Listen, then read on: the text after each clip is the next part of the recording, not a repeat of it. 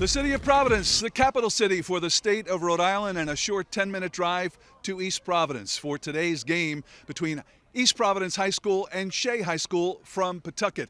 It's an important game for both teams as they get ready to get it on Pierce Field here in East Providence. Both teams in the top division of Rhode Island high school football, and both teams battling for a playoff spot.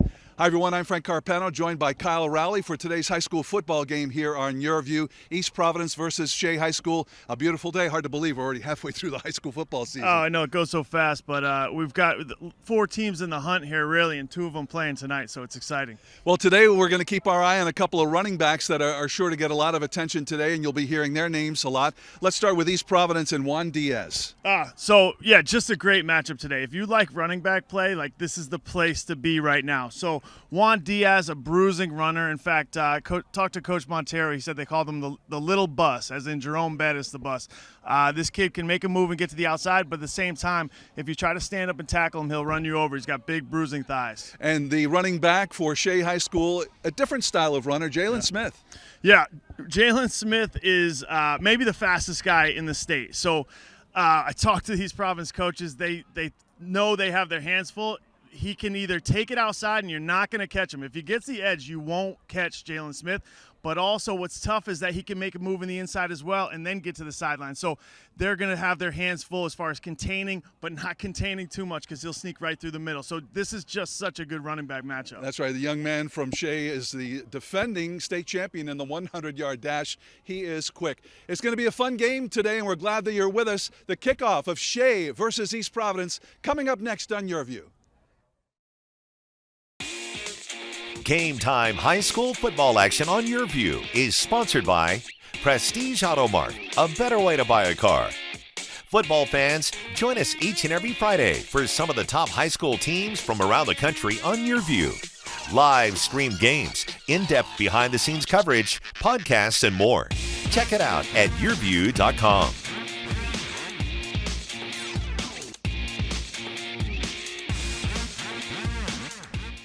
Hi, I'm your business's commercial, right where you thought I'd be. But with Cox Media, I'm also here. Latte for Simon. While your customer's watching television on her morning coffee run. And I'm here too. With Cox Media's TV everywhere, your commercial goes everywhere your customers' favorite shows go. Reach anyone, anywhere, on any screen with Cox Media. Prestige Auto Mart, home of the guaranteed credit approval, or the card is free. Other dealers claim guaranteed credit, but the truth is they depend on banks and credit unions. Prestige delivers because in addition to 25 local and national lenders, we own our own finance company. With over 750 vehicles, 0 down payment, and as low as $79 per month. Hey, that's lower than my phone bill. You can save thousands with our online VIP pricing, allowing you to keep more money in the bank. Prestige Auto Mart, a better way to buy a car.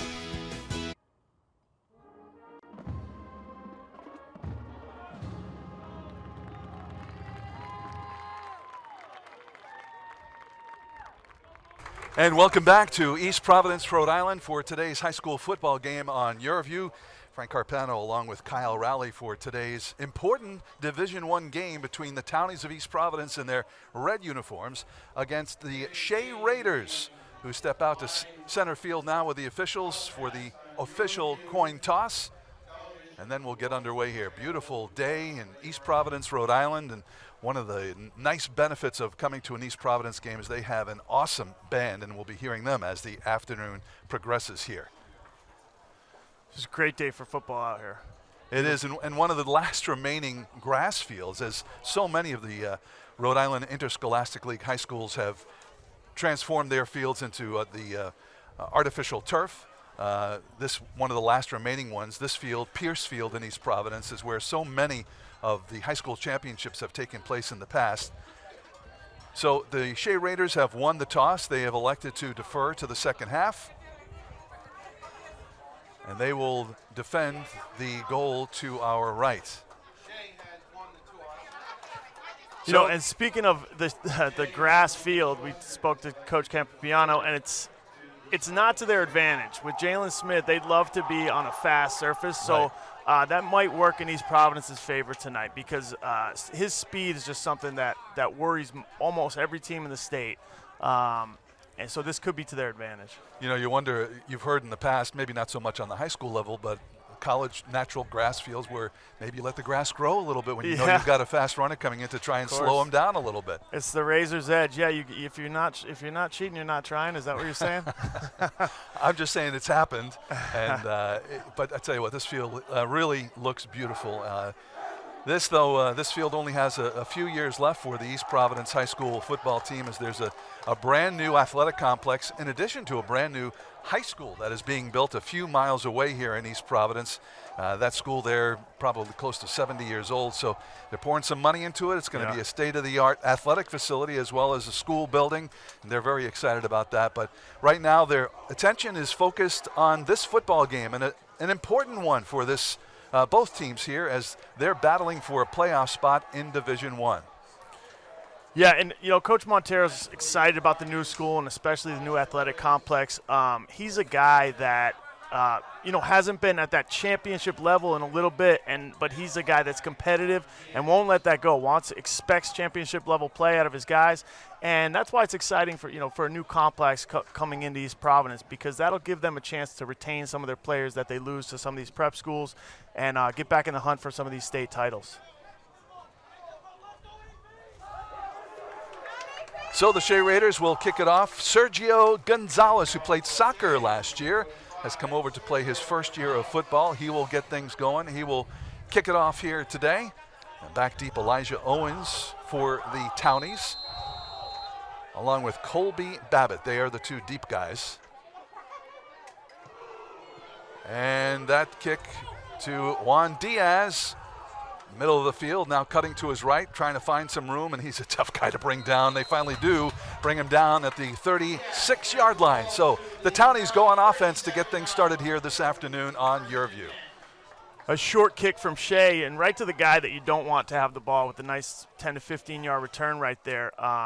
They don't have Diaz back as one of their main return guys in replace of Owens, but a great return right there, and that's a guy you want to watch for today is Diaz with the ball. Like I said, a guy that can get to the outside and be a bruising runner inside. All right, 1st and 10 from the 36-yard line as East Providence quarterback Justin Pina brings his team to the line of scrimmage. 3 wide to the right, 2 wide to the left. Diaz in motion. Rolling out, Pina looking to pass, he throws and it's complete up to the 45-yard line. That pass completes to Yusef Abdullah. Pina doing a great job on the outside. That's one of the things they like to do with him is move the pocket. He's great on the run. He's a great athlete. He's one of the, they consider him one of their running backs. So they'll move the pocket a little bit. But the interesting thing is they came out there with an empty set, no one in the backfield, which is something that Shea hasn't seen a lot on film. Jihad Davis Pinto was the receiver on that ball, and it's good for a first down, very close to a first down. There's a flag thrown on the play. So East Providence was called for a block to the back, so they're going to walk this one back. Tough break for EP. You want to come out, they got a nice 9 to 10-yard completion there, and all of a sudden they're going to find themselves in a 15-yard situation instead of close to a first down.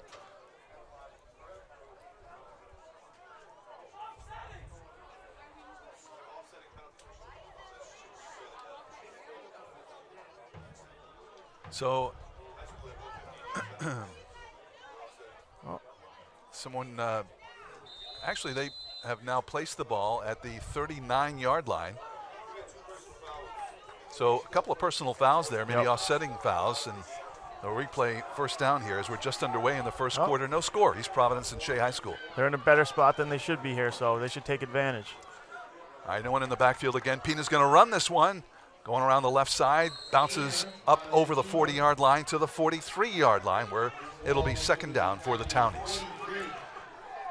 I spoke to Coach Anthony Alejandro before the game. He said they want to throw them off with this empty set, use Pina as a running back. Like I said, he's just as capable of running the ball as anyone out there. So in this empty set, he can be a threat throwing and running. going to keep it himself, go up the middle, and looks like he's got first down yardage. So the quarterback, Justin Pina, handling the running duties for a couple of plays and gets his team closer to midfield at the 48. No huddle.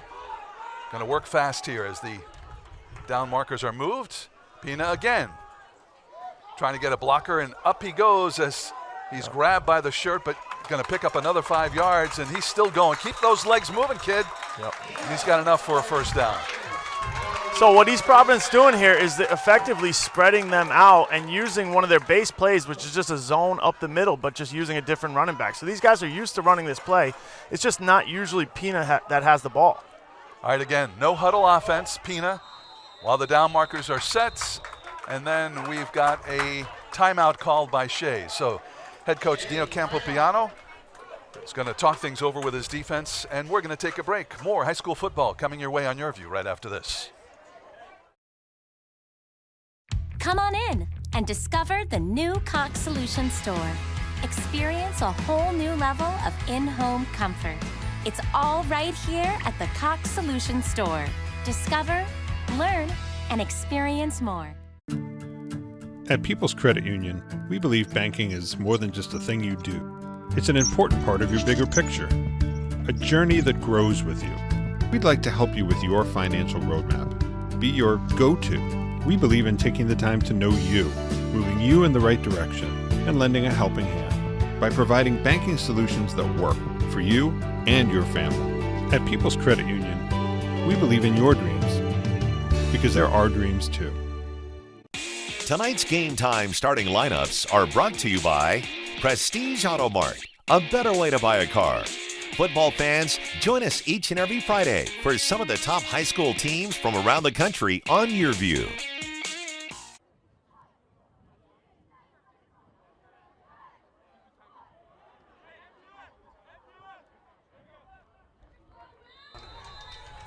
Welcome back to Pierce Field in East Providence.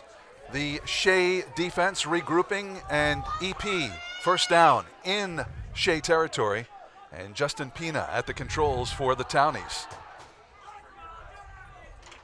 Looks like he's changing the play now. Takes the snap, looking to pass, going to let it fly, and caught! And that's Juan Diaz who will run it in for the touchdown. Wow, nice fingertip catch by Juan Diaz. Gets the Townies on the board. What a throw and catch there by the stars of this team, Pina to Diaz. And a great wrinkle coming out for East Providence to go empty. Now they can use Diaz as a threat from wide out, which is something Shea hasn't seen on film. And they didn't lose anything in the running game using Pina on those first 3 runs of the game. It looked like he's getting about 8 yards a clip. So a great game plan. When you can put together a scoring drive like that on the first drive that you have scripted out, that feels good, and it adds some confidence to your game plan. Extra point is up, and it is no good. So East Providence spots themselves a 6-0 lead with 10:08 to go here in the first quarter. They worked quickly on that drive. What a catch by Diaz. I just think Shea was caught off guard. They haven't seen those sets. And Diaz looking just as dangerous from the slot as he does from running back. So that might be something you'll see sprinkled in all game. Great throw by Pina here. This is a college level catch and making a move even before he secures the ball. So that's elite level play right there by Diaz, and that's why he's one of the guys we're looking for today.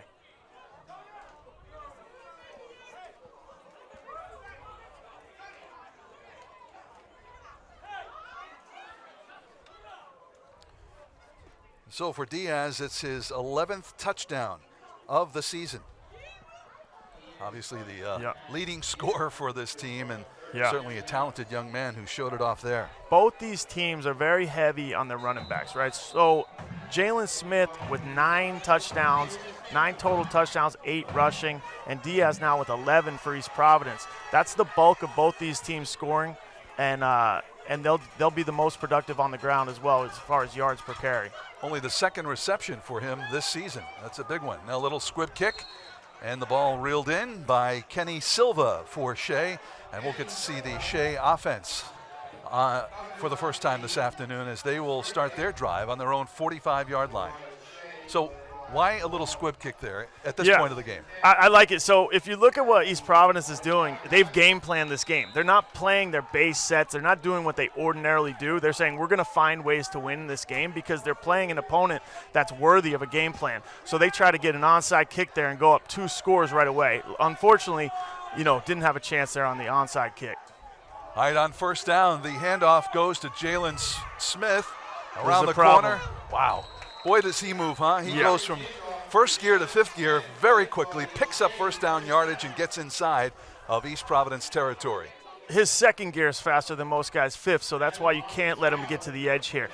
And that's exactly what he does. He'll squeak through the tackle gap and bounce the outside quickly. And once he gets out there, good luck. I mean, we have a shoestring tackle right there on the first play. All right, first down and 10 now from the 35-yard line in EP territory. The Raiders on the move.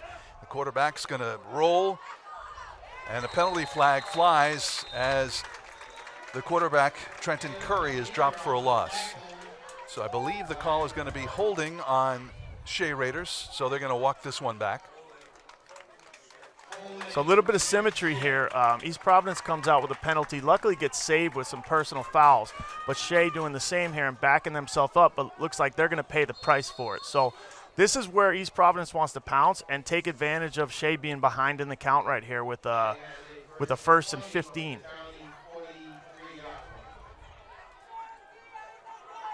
The ball on the Townie 43-yard line. Curry, the quarterback, drops back, looking to pass, looking downfield. He's got a receiver, and stepping out of bounds is Devontae Vaz. So Vaz picks up some nice yardage. It's going to be second down and about 4 now for the Raiders. Curry with a great job right there. What happens is that you got to pay attention to Smith in the flat, so you're going to give up Vaz with the 10-yard out right there, and Curry makes a great read. Second down and 4 now for the Raiders. And the handoff off of left tackle. And a big crowd there to meet the ball carrier, and maybe a pickup of 2. We'll see if they gave him forward progress. That was Jalen Smith, young man who's accepted a full scholarship to the University of Rhode Island, where he will attend starting next year. Shea needs to convert here, and what East Providence is trying to do is get this stop, take advantage of that penalty.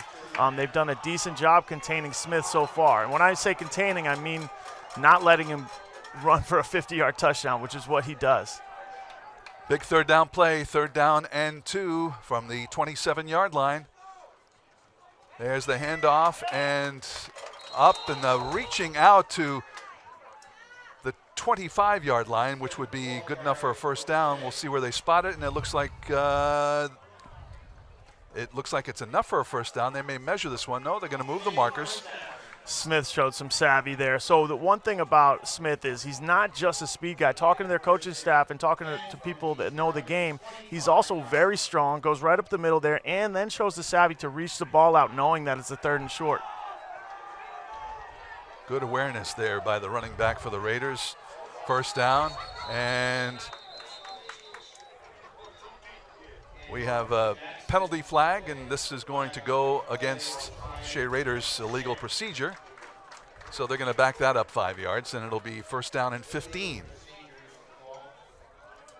These teams battling for a playoff spot in the top division of Rhode Island Interscholastic League football.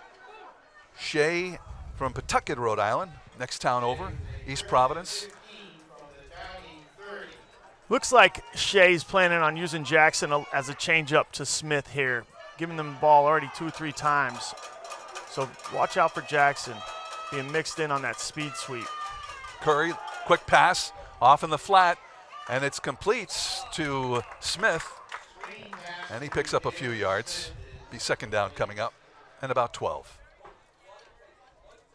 That's one of the keys to the game, I think, for Shea right here. Obviously, they're going to hand the ball to Smith a number of times. He's almost 75% of their offense. But if East Providence does a good job containing and controlling the box and the line of scrimmage, they need to find more creative ways to get him the ball, like throwing him swing routes into the flat. And there they do it right there with a minimal gain.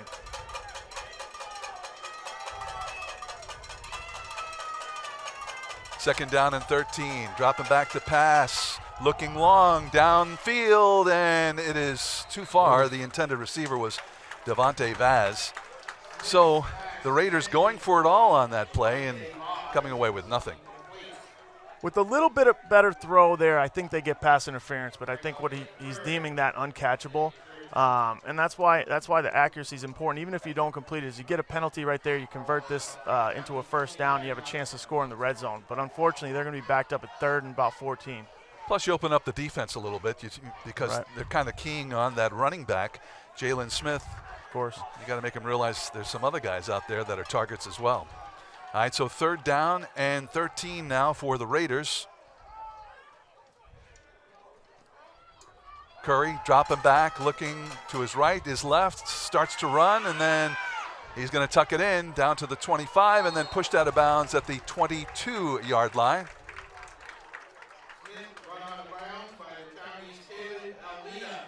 Curry with his second start, doing a good job getting out of the pocket.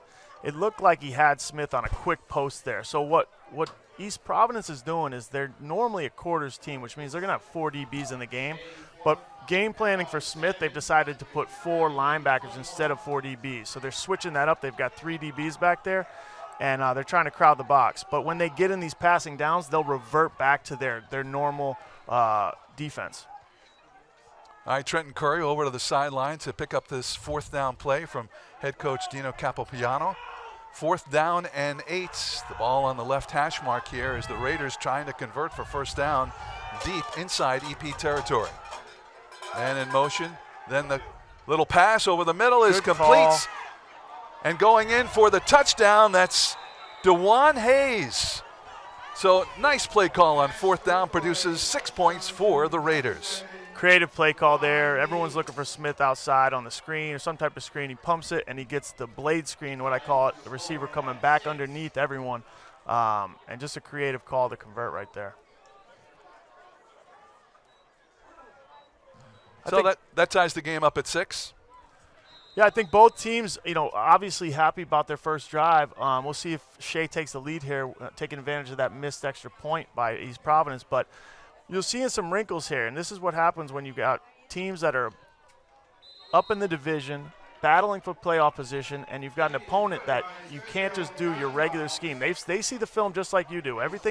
Now these teams are midseason. They've got 5 games on film already, and you have to start changing it up. This is a type of Belichick thing where it's like, how can you morph yourself to fit the team you're about to play?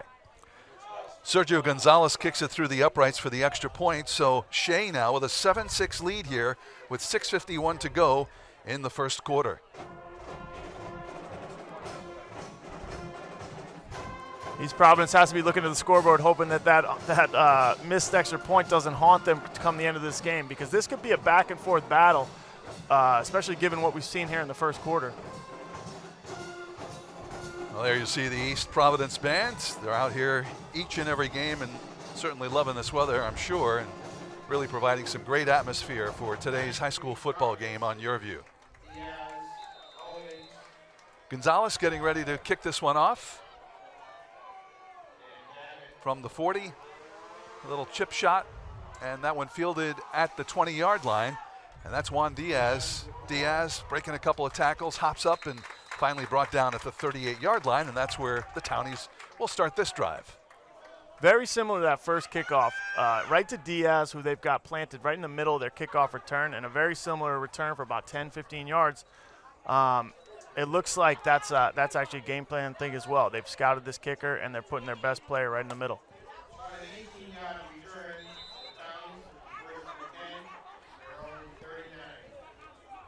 I don't know if I'd be kicking to Diaz, for the entirety of the game.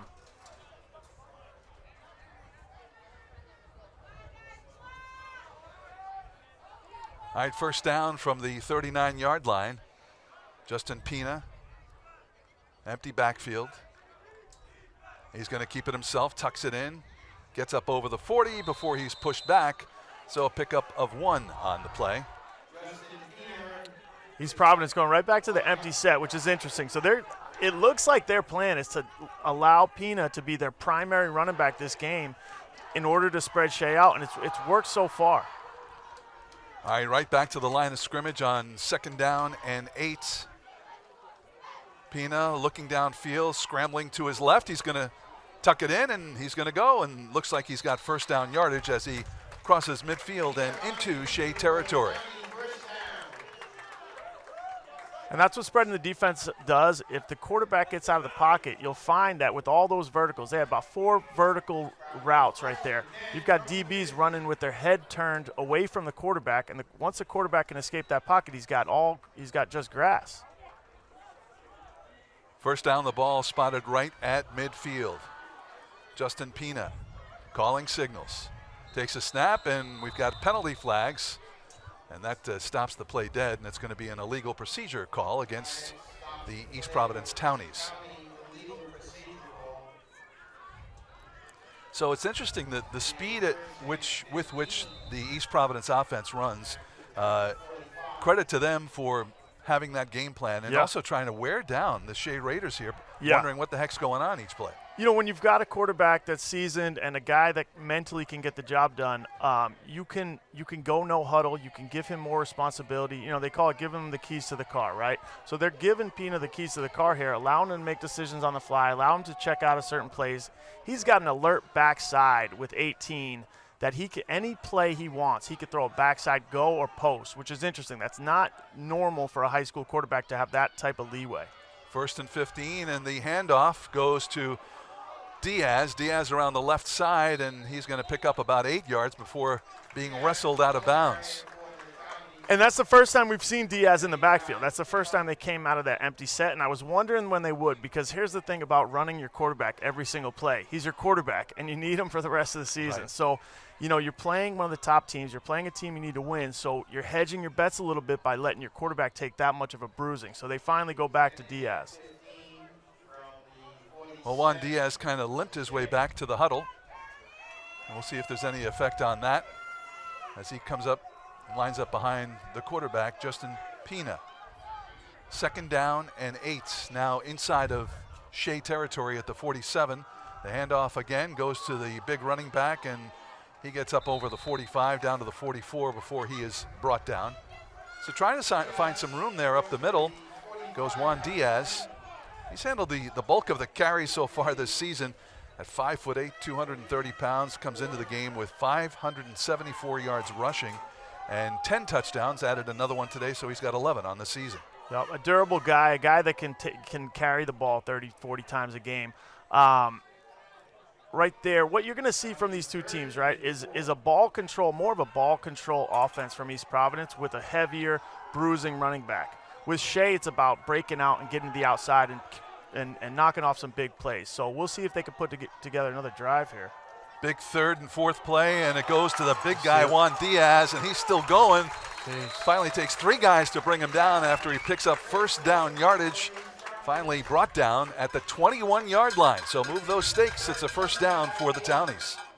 And that's what we're talking about right there. I think he broke 3 tackles on that run. Arm tackles aren't going to work for this guy. There's 1, there's 2, and then he puts his head down for another extra 3 yards. So that's why they're going to be able to string together some drives. You know, Shea's going to have to be a bend, don't break team if he's going to run 8 yards, 10 yards a carry. I think he averages 13 yards a carry. Both these running backs average a first down each run. Wow. All right, 1st and 10 from the 21-yard line. Pina fakes the handoff, rolls to the left, is going to throw, and that one is incomplete. They're giving him the catch. Oh, they are giving him the catch. Wow. So he was looking for it over his right shoulder. It came to the left, and that one reeled in by Jahad Davis-Pinto. Pina can throw a better ball than that. He made a great read on the ride fake, pulls it himself. Every time he pulls it out of the running back's pocket, he's got a passing option down the field. So it's another version of the triple option of old, now with a run to the running back, a run to the quarterback, and a pass from the quarterback. So the defense has to really stay sound. A better pass, and we got a touchdown there. All right, the ball on the 8-yard line, first down and goal for the Townies. Pina faking, rolling right, looking in the end zone, and too far.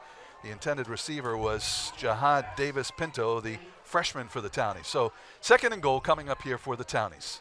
Little change up with Owens in the backfield there. Diaz's change up.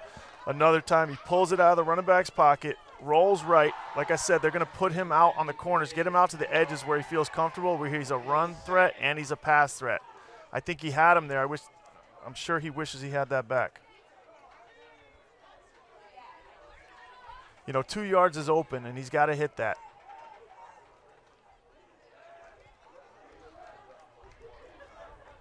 All right, the ball now on the left hash mark. 2nd and goal from the 8-yard line.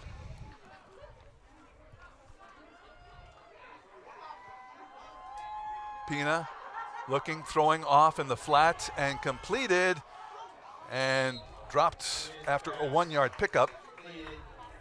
So that ball thrown to Pinto. Davis Pinto there. So, yeah, they're trying to get creative in the red zone. Everything gets tighter in the red zone. So what they do is they ride fake and they throw it out, plan play, little swing route out to Davis Pinto, and Shea's just all over it. The advantage Shea has is that Jalen Smith, while a great running back, is also a great DB, so they can put him on an island and have everyone else rally up in zone. Ball now on the right hash mark, 3rd and goal.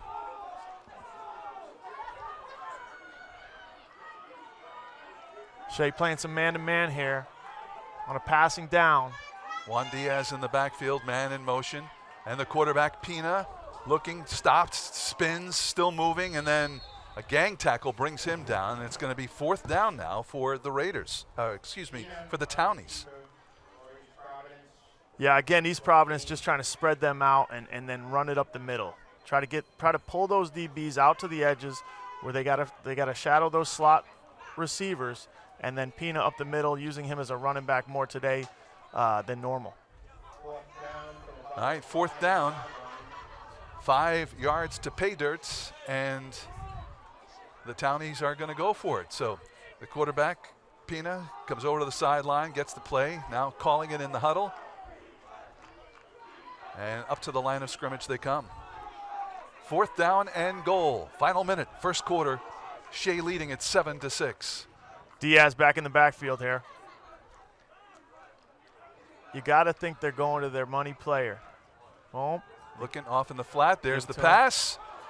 And right you are into the end zone goes Juan Diaz for another touchdown, his 2nd of the day, on his 2nd reception of the day. And that puts East Providence on top by a score of 12-7. Diaz just is such a great threat there. As much as these two running backs are threats, you have to find creative ways to get them the ball. You have to fake up the middle, make them respect it, and get it to your guys on the edge, because the more you give it to them up the middle, the more the teams are going to key on it, the more they're going to crowd the box. So both these teams, I think, doing a great job being a little bit creative in this game and finding different ways to get their star players the ball. So they're going to go for 2 here.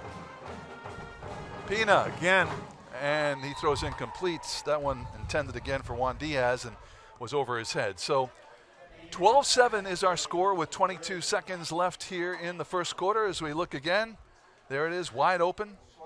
Yeah, Pina, good time. Well, there's the touchdown. So, but on this extra point, they're trying to make up for the missed extra point on the last time around. And most football people would tell you it's a little bit too early for that, especially in a game where it looks like there's going to be a lot of scoring, right? So Shea is just as likely to miss an extra point at some point going forward. So now they're down 2 extra points. Well, a lot of strategy even early in the game here. It's got a long way to go and what has been a good game so far. Both these teams battling for playoff position as we have reached the halfway mark of the high school football season here in the state of Rhode Island. Frank Carpano, Kyle Rowley with you here at Pierce Field in East Providence. A beautiful day and a good game we have going here. East Providence, the home team, leading Shea from Pawtucket, Rhode Island, 12-7. If you look at the 2-point conversion there, it's the first time they had Pina stand up and throw from the pocket. He did a good job throwing on time to his primary receiver. Ball just a little bit off the mark, high and outside.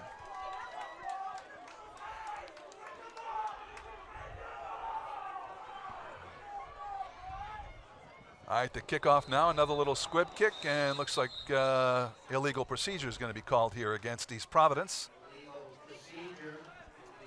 You know, there's two reasons to squib kick it here. Either it's a messed up onside kick and you're just not quite hitting the ball right.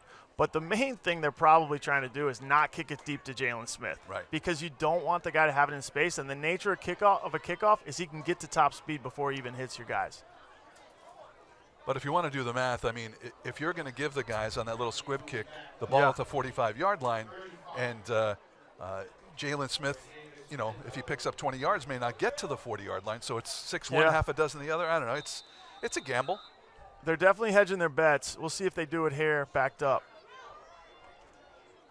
Pinto, again, little squib kick, and that one is fielded and brought down at the 43-yard line. Yeah, I just think that's their onside kick. I think they're onside kicking. They're hoping that in the course of the game they'll pick up one possession, while at the same time mitigating the risk of Jalen Smith breaking 1 or 2 touchdowns on them on the kickoffs. Right. All right, it's good thinking there as we set the ball up here for another offensive drive by the Shea Raiders at the 44-yard line. Final seconds, first quarter. East Providence leading at 12-7.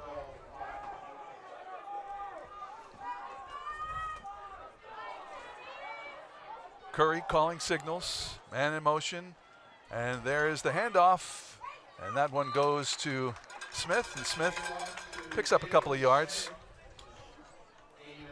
And looks like that's going to be the final play of the first quarter. So plenty of action here in the first quarter at Pierce Field in East Providence, Rhode Island. The home team, the Townies, leading Shea 12-7. More action coming your way on your view right after this. Prestige Auto Mart, home of the guaranteed credit approval, or the card is free. Other dealers claim guaranteed credit, but the truth is they depend on banks and credit unions.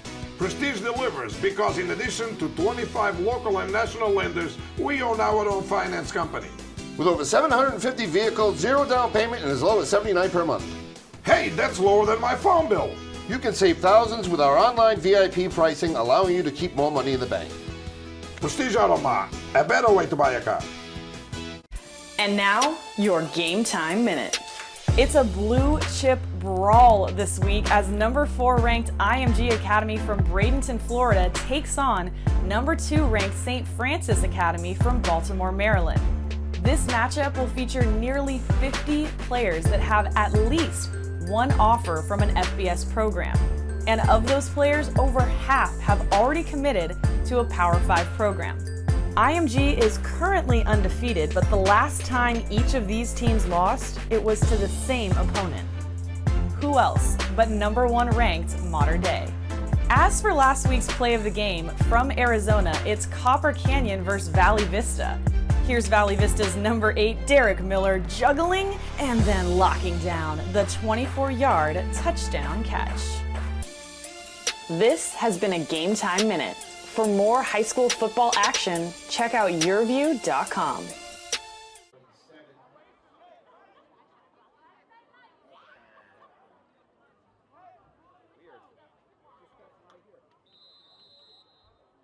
All right, welcome back for the start of the second quarter here. The Shea Raiders on the attack, going from left to right on your screen. And there's the handoff right up the middle. Penalty flag is flying as that ball carried by Malik Jackson, I believe it was. But the penalty flag coming from the defensive backfield, and we'll see what the call is here. And it's going to be holding against Shea, so they'll bring this one back. It's a second holding call on Shea, so they've got to get out of that habit of, I don't know if it's overt holding or if the refs are just calling a close game, but they can't have this on the first down of every drive. It could be the game if they keep this up.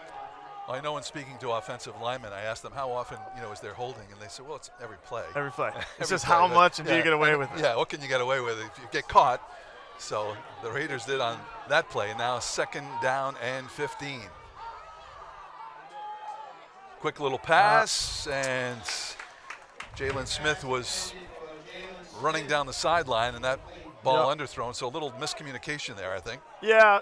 East Providence coming out with a 4 shell, which can be cover 4 where you'd want to throw the hitch there, or it could be cover 2, and sometimes it's some version of both. So when you see cover 2, the receiver will take it on a go route. When you see cover 4, he'll run the hitch. So both of them thinking the opposite in that situation. and obviously just trying to find more ways to get Jalen Smith the ball. He's actually got wide out there, not even in the slot, and they're just throwing him a hitch or a go, hitch or a go. That's a read.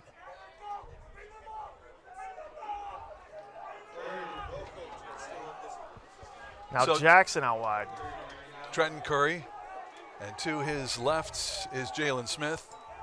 Curry dropping back to pass, chased out of the pocket, running, looking, wants to throw, lets it fly, and completes! And heading into the end zone's Devontae Vaz. Wow, what a play! The Shea Raiders putting 6 on the board. What a great throw. He put air under it, let it come down. Less room for error when you put that much air under the ball. But Curry showing an ability to get outside the pocket and make a second play. That's the second time he's targeted Vaz, and I think both big plays, that one a lot bigger than the first. So that puts the Shea Raiders ahead here early in the second quarter, 13-12, and they'll look to tack on another point here. Sergio Gonzalez will line up the extra point. Joshua Mello, the holder. The kick is up, and it is good. So 14-12, our score here. Shea leading East Providence. More high school football coming your way in just a few minutes on Your View.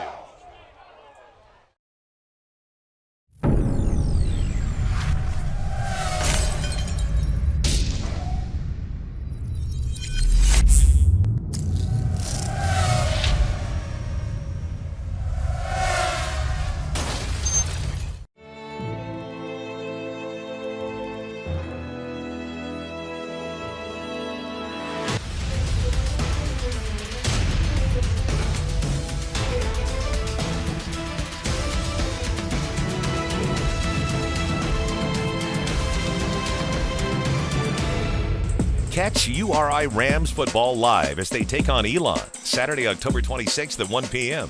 Only on Your View, Cox Channel 4. Come on in and discover the new Cox Solution Store. Experience a whole new level of in-home comfort. It's all right here at the Cox Solution Store. Discover, learn, and experience more. Throw, they call that a dime. So he put air under it. Vaz only had a yard of separation, like you said, at the break, and he drops it in. So this young quarterback playing well outside the pocket and inside the pocket. Curry playing getting his second starts for the Shea Raiders and head coach Dino Capobianco. And now Sergio Gonzalez with a kick, and this one dribbles down the middle and is fallen on at the 25-yard line. And back comes the East Providence Townies. Devontae Vaz really having an impact on the game. The first drive, they hit him on a 10-yard out, unfortunately called back. So in the passing game, it seems like he's their guy. And, you know, the difference in this game could be how these guys use their peripheral skill players. And, you know, obviously their stars, Diaz and Smith, are going to get their touches. But how do you mix in the other skill players? There's obviously a lot of talent on both these teams. So it's that could be the difference. I really do think. All right, Justin Pina running the offense now, picks it up 1st and 10 from their own 25-yard line. And in the backfield with him, Juan Diaz. Man in motion. There's the snap. And Diaz looking for room along the left side, but only a yard or two. Be second down coming up here for the Townies. So you see Jalen Smith shadowing that receiver all the way across the field, which tells Pina they're in man. They have a little bit of a inside action right there, and what you see is a guy streaking down the middle of the field open. So don't be surprised to see East Providence go to a little bit of a play action from that same set and try to get a big touchdown.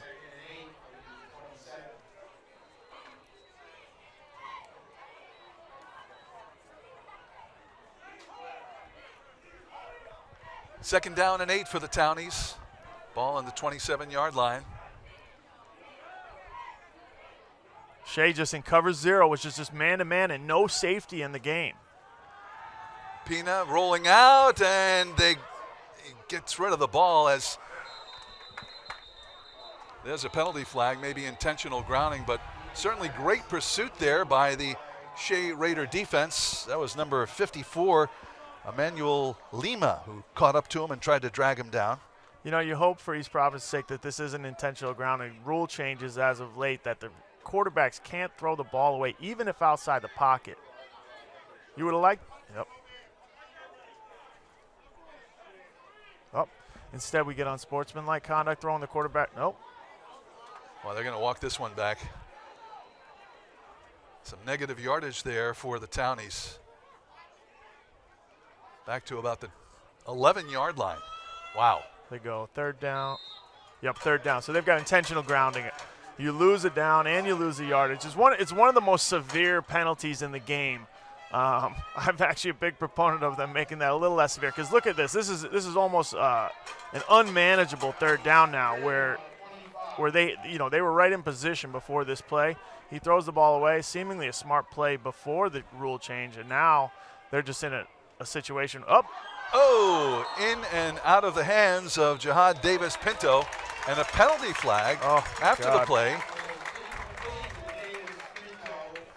So it looks like another unsportsmanlike, and that's where these two teams need to settle in. It's an emotional game. It's two rivals. You're playing for position in the division, and you're going to give them that penalty right back here. So is this just a late hit? I think is what they're going to call there. Yep. So right back, we're talking about an unmanageable third down. We got a drop pass, and the late hit's going to give them the ball back. So that's the tough thing about football is that these guys are trained to hit these guys, to hurt these guys, to play more physical than the other team. But you have to do it between the whistles. All right, so fourth down here. They picked it up. They did. So no penalty on the play. So still long yardage, fourth down after that incomplete pass. And head coach Jay Montero of the Townies is out there speaking with the officials, and there the ball, and then they grab a hold of the intended receiver, and that's when the flag comes out. I think what Coach Montero is saying out there is, you saw it, you threw the flag, so how do you unsee it?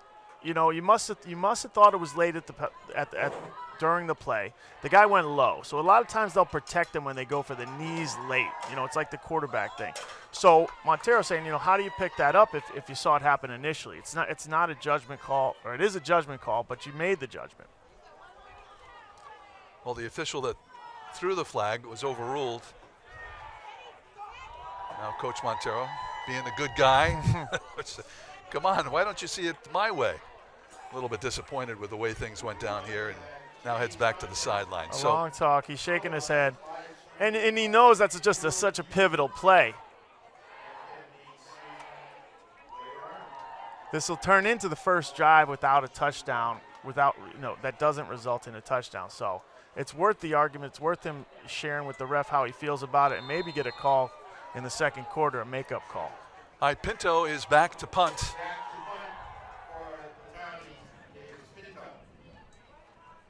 And he will get that one away. Nice punt.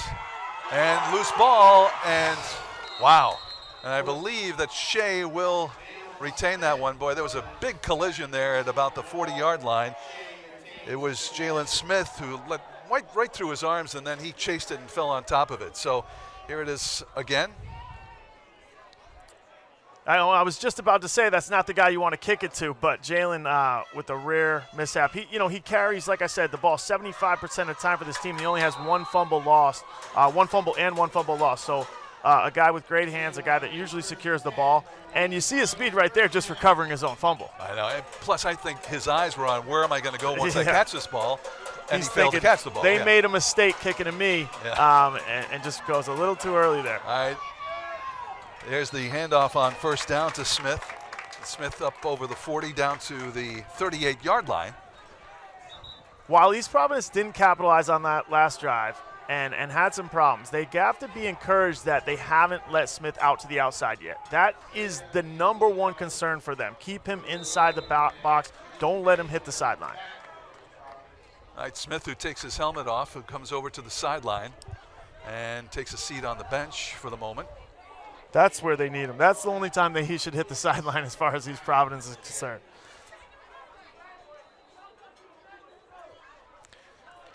Second down and 8 for the Raiders here in East Providence territory. So Shea will go empty here without Smith in the game. Watch him use Jackson as a compliment.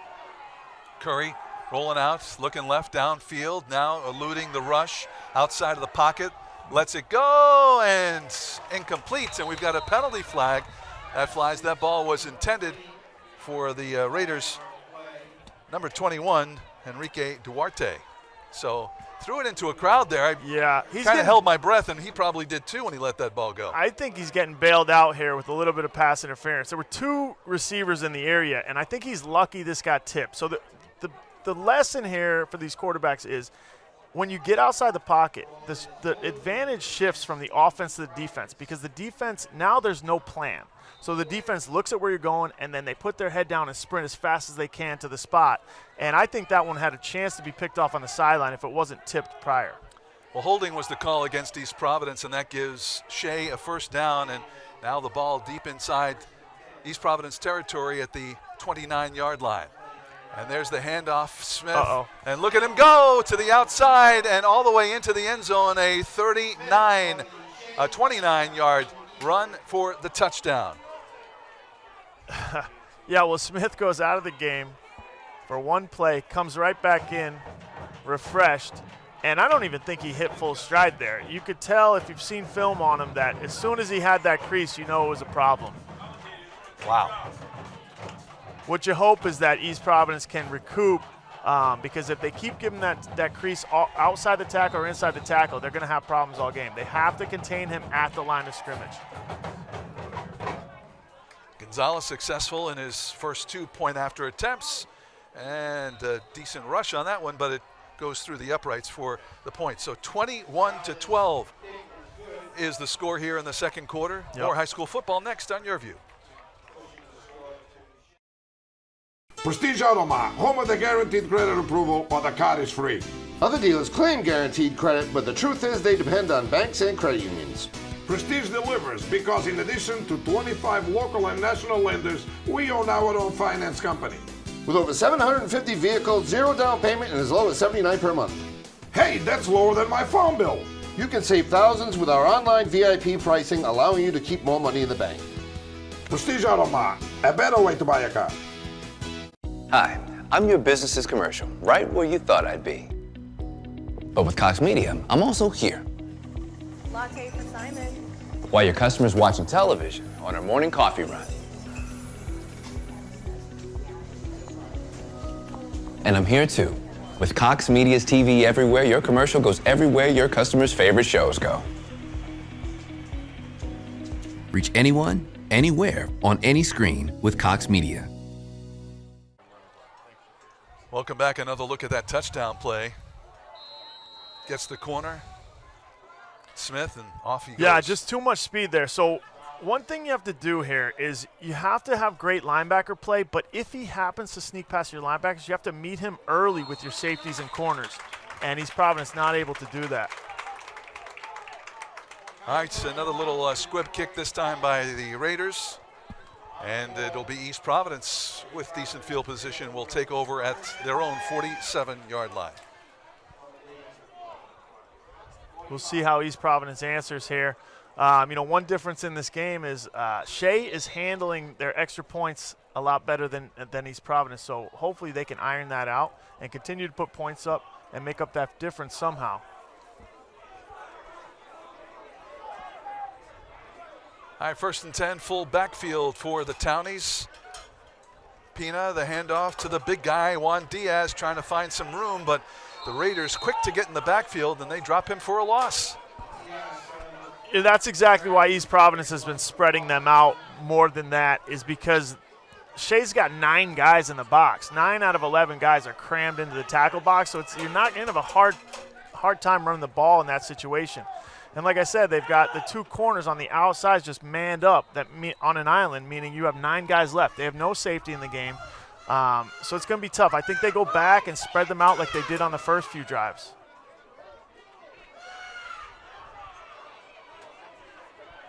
All right, spread out they do here in the 2nd down and 11 play.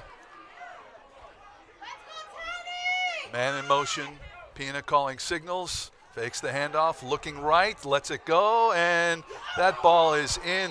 and out of the hands of the intended receiver on that play, intended for Jaden DeCruz. DeCruz there, a guy they're going to rely on, a guy they're going to go to in the pass game.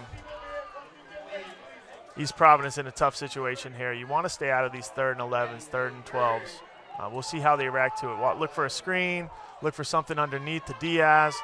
They have to find a way to get some yak yardage here. A lot of teams, will throw at the sticks, but that's where the defenders and the DBs are going to be congregated on a 3rd and 11.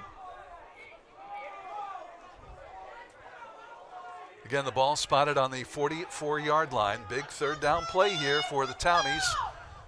Just about 7.5 minutes to go here in the first half. Shea with a man-to-man look with the safeties at the sticks. Pina rolling out to his right, looking downfield to lose the rush, and almost intercepted.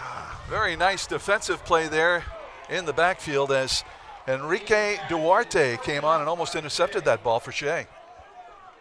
They had a good play, had 8 in the flats. Pina had to avoid someone right here, which makes him a little bit behind schedule, and that's the difference that DB's able to come in and make a play on the ball. If we had a little bit better protection, that ball's on time, and they move the chains. All right, Jahad Davis-Pinto is back now at his own 31-yard line. Going to punt this one away. And he gets this one away cleanly. Off to the right, it bounces at the 37-yard line and takes an East Providence bounce. And then it is down at about the 26-yard line. That's where Shea will take over here as they lead it 21-12 with 7:18 to go in the first half. Both quarterbacks playing well. That's the first little hiccup in the pass game. I think the thing Pina could have done is stood in there, delivered the ball on time, and just taken the hit. Right, but when you go to avoid, it's just like we said. Now you're late. The DBs the routes have already declared, so the DBs are on a beeline to where they already know you're going. So that advantage for the offense happens early in the play, and then the advantage shifts to the defense late in the play. So you want that ball on schedule, and that's the only way to keep the chains moving. All right, 1st and 10, 26-yard line. Shea Raiders on the attack, and we've got flags flying. Offside, legal procedure. It's a legal procedure, so they'll back it up 5 yards, and we'll still have 1st down here for the Raiders.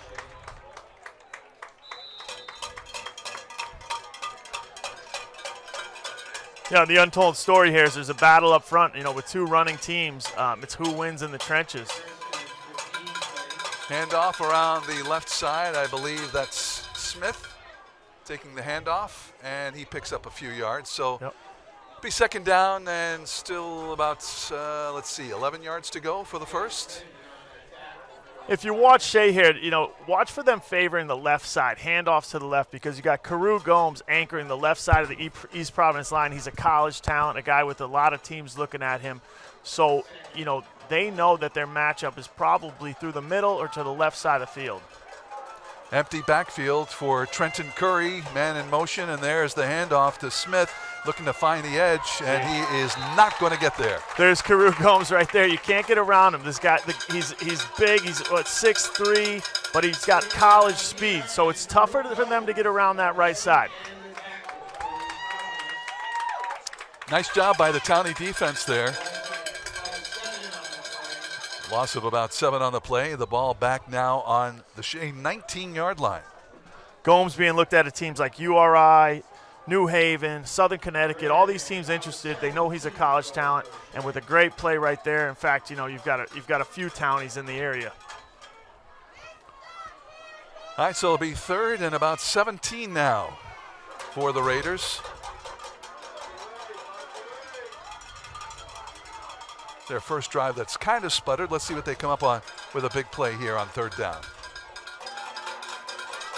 Looking long, and the ball flying, and it's going to be too far it was intended for Devontae Vaz, who has a TD reception here today. So it'll be 4th down, and Shea will be kicking it away. A nice job by East Providence. Curry, throwing his hands up at Vaz. So that's the 2nd time we've seen him with a miscommunication on the outside with his targeted wide receiver. So what he's looking for there is a go route where he fades it over the outside shoulder of Vaz, And what Vaz did was put his left foot in the ground and stuck to the right and ran a post route, and that's why that ball's not on target. All right, Gonzalez is back to punt this one away. Justin Pina. Let's see, that ball is going to bounce into East Providence territory and then down at the 41-yard line. So 5:26 to go here in the first half. Shea Raiders will come back on and see what they can get going offensively as they trail here 21-12. Encouraging for East Providence. First time they've shut down the Shea offense, so that means they can do it if they play it right. What's interesting is not only is East Providence using Pina as more of a running back in this game, they've got him back returning punts, their quarterback. So that's not something you see often. Usually you're trying to reserve your guy, but they're coming out all guns blazing, trying to get a win here in the division, and using Pina all over the field. You know, one thing I talked to Coach Monteros about is they don't really have a true punt returner anyway, as Diaz is a shorter, bigger guy, not the type of guy that works laterally.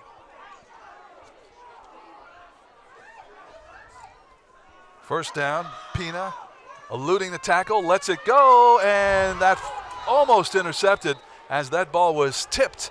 And Anthony Morgan almost got a hand on it to intercept it, but it falls to the turf incomplete.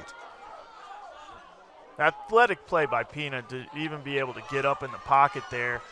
He's got guys grabbing his jersey from both sides, steps up, makes a good throw. Probably should have been caught.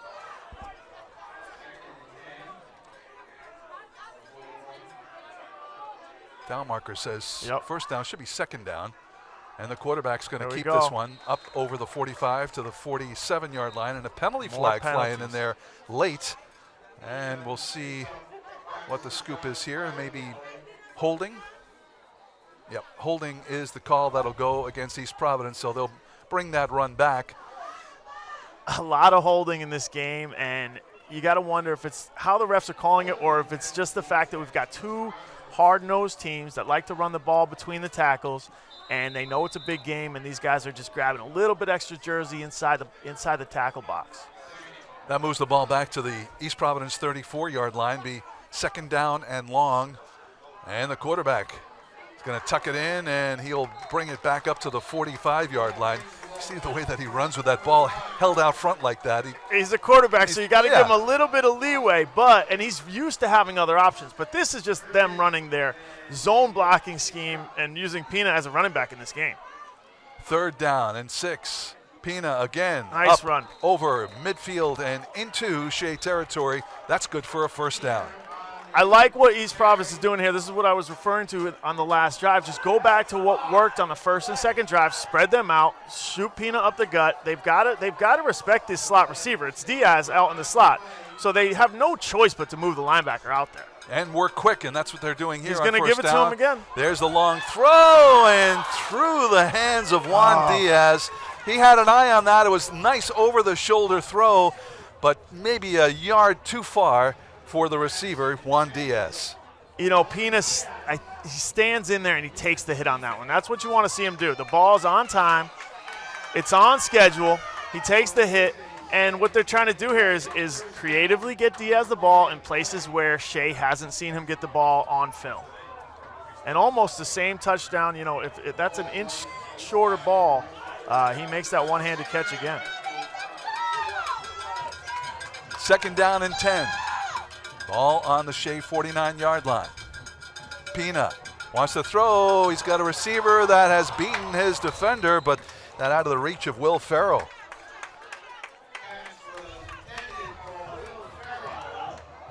I talked to coaches before the game. They're going to, you know, that's their deep threat. That's who they'll target when they want to throw a go route on the outside. Pina just a little bit long with these last two throws and puts him in a tough situation here. So we've got a timeout called here. East Providence taking the timeout. We'll stay here. Coming up at halftime, we'll have head coach Jay Montero from East Providence be joining us. Speak for a couple of minutes about some exciting news for the Townies as they've got a brand new high school being constructed a couple of miles away, and along with that project comes a new athletic facility that they're extremely excited about. All be completed in 2022, and Coach Montero thinks it's going to take his team and the program and the school to a different level. Yeah, you know what I love about Coach Montero? Me and Coach Montero work Paul Sylvia's football camp every summer, so I've got a chance to get to know him a lot better in the last 2 or 3 years.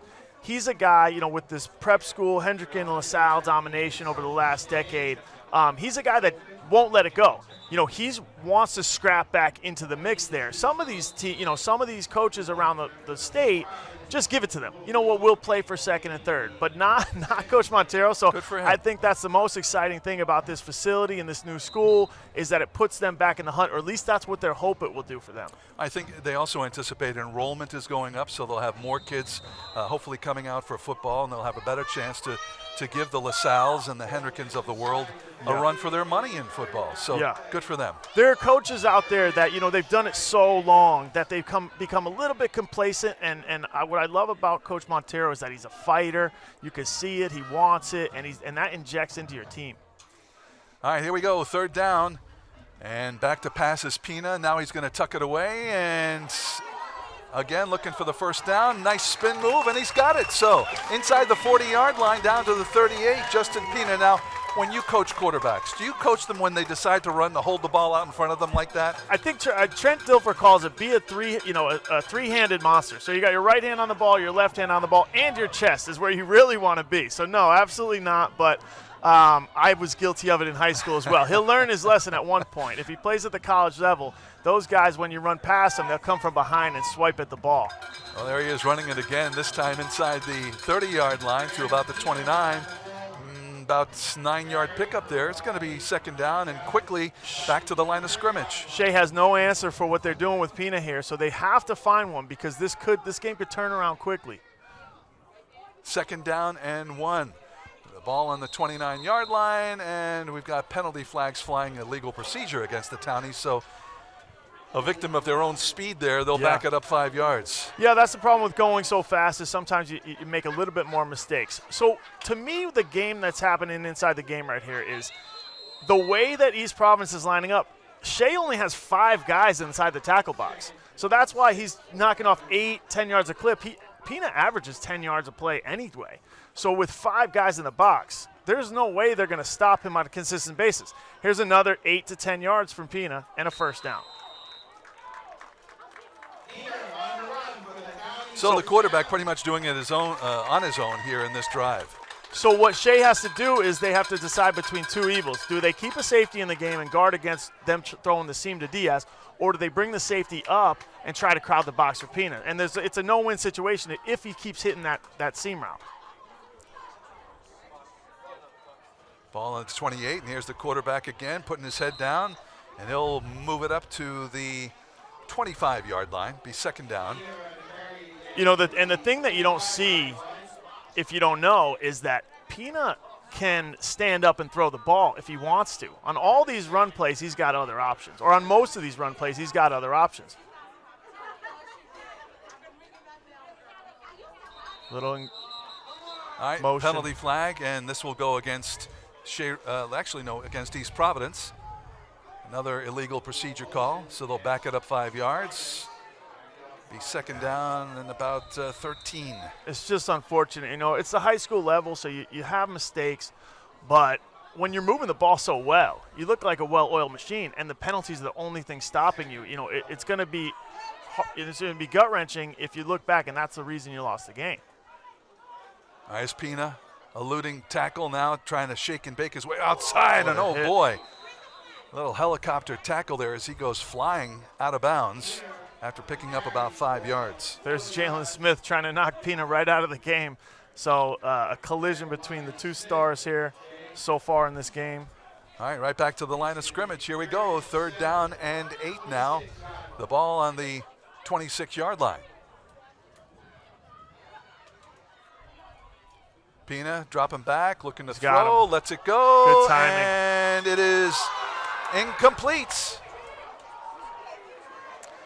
It's a well-timed ball to Davis Pinto there, but just a little bit off the mark. So he's missed a couple guys long and missed a little bit short there.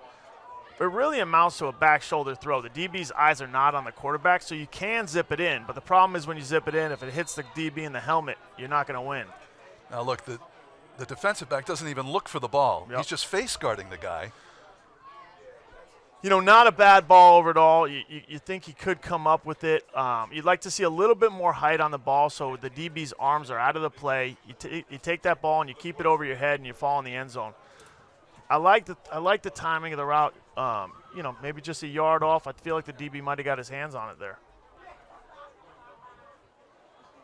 All right, I got a timeout here with 1:23 to go in the first half. I think East Providence has a good game plan. They've just missed on a couple, you know, by a yard here and there. Even if you look at the deep ball that they threw on the first drive, it was over the wrong shoulder, and the receiver made a great catch on it. So if Pina can just reel it in a little bit, get a little bit more accurate with these throws, you're definitely going to see a game here because both teams have showed that they can put points on the board.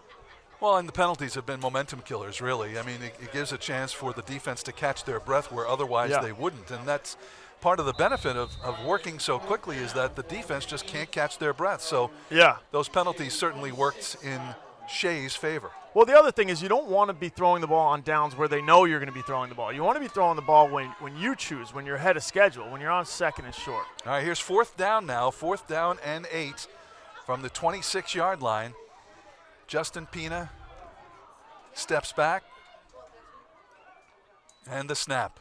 Looking, he's going to tuck it in and run for the first down. Pina, probably his 3rd first down run of this drive. And he's inside the 15-yard line. Ball spotted at the 14-yard line. Go with what works, right? Yeah, they're just, you know, I just like their game plan. When you spread the defense out, like, what are they supposed to do? All right, first down now. Pina again, waiting for some room. And a penalty flag goes flying, and perhaps a holding call against East Providence, and that is the call, so they'll bring it back. You know, same story here. They put themselves at a little bit of risk of not converting on this drive when everything's going so well. I think that East Providence thinks that they can win between the tackles, their 5 against Shea's 5, right? So it's like get everyone else outside. Let's see who's tougher in the middle, right? And while we keep saying Pina's name, really it's a story of those guys in the trenches that are fighting in there with the holding penalties and the drive blocks. So Pina wants to run again. This time he is met at about the 20-yard line, so pickup of a couple of yards. Be second down coming up here for EP.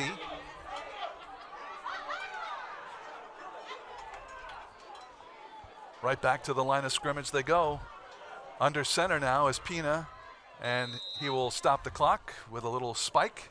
17 seconds to go here in the first half. You know, this would be absolutely enormous for East Providence if they can convert here before half, because this is a possession-type game. This is, you know, what I'm used to, arena football, back and forth. And if you don't convert on a drive, you put yourself in harm's way because, like we said, you know, if the longer the game goes, the more the team that's behind is in dire straits. The more they have to be predictable, throw the ball, and now you're thrown into the heart of the defense where they're ready for it. So we'll see what happens right here. This is pivotal right here.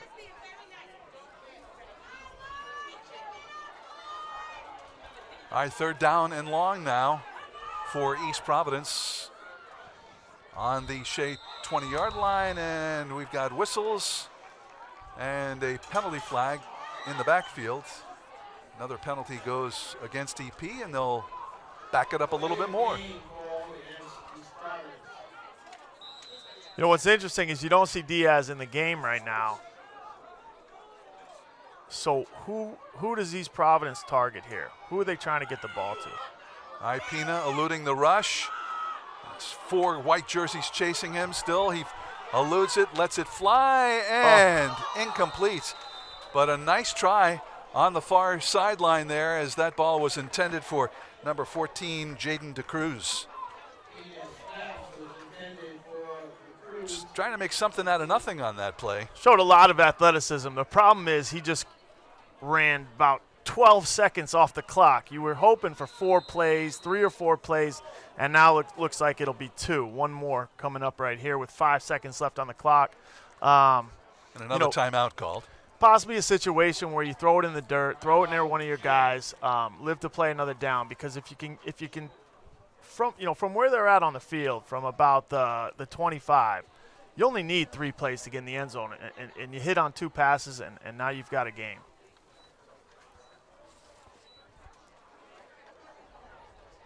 So these two teams in Division I, the top division of Rhode Island Interscholastic League football. The Shea Raiders, who lead this game 21-12, are newcomers, relative newcomers to Division I. They won the D2 Super Bowl in 2016 and moved up. And in fact, Dino Campopiano, the head coach of the Shea Raiders' head coaching career at Shea, 24 years, is only the second time that he's played East Providence. Last year, the first time, they lost that game. So in some sense, the Raiders trying to get even with EP as two teams now in the top division of high school football. So here we go. 5 seconds to go in the first half. Let's see what the Townies have come up with. Pina, single back in the backfield on 4th down. Looking, out of the pocket, lets it fly. He's got a guy. Incomplete. So that ball was intended for Jihad Davis-Pinto, but he had a couple of white jerseys around him, and the ball falls incomplete, and that is the end of the first half. So with 2 quarters down and 2 to go, 21-12, Shea leading East Providence. Our halftime activities coming your way right after this on Your View.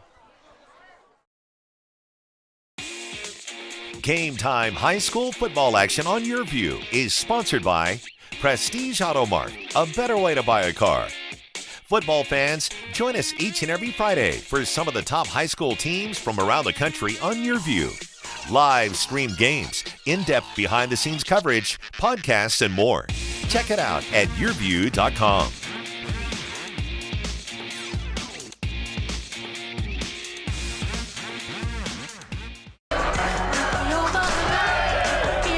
Contour.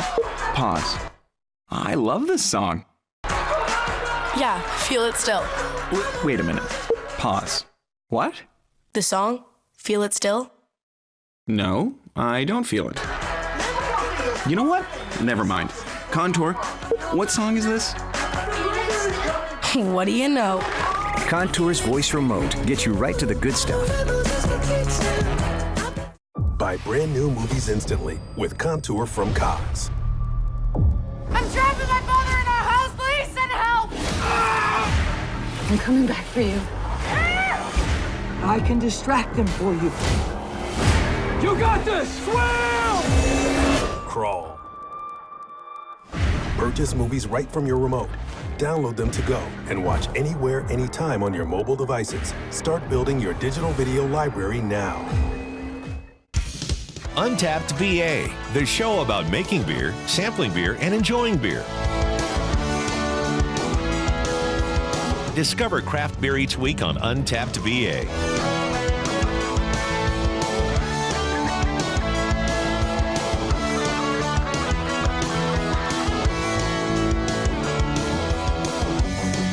Watch Untapped VA exclusively on Your View.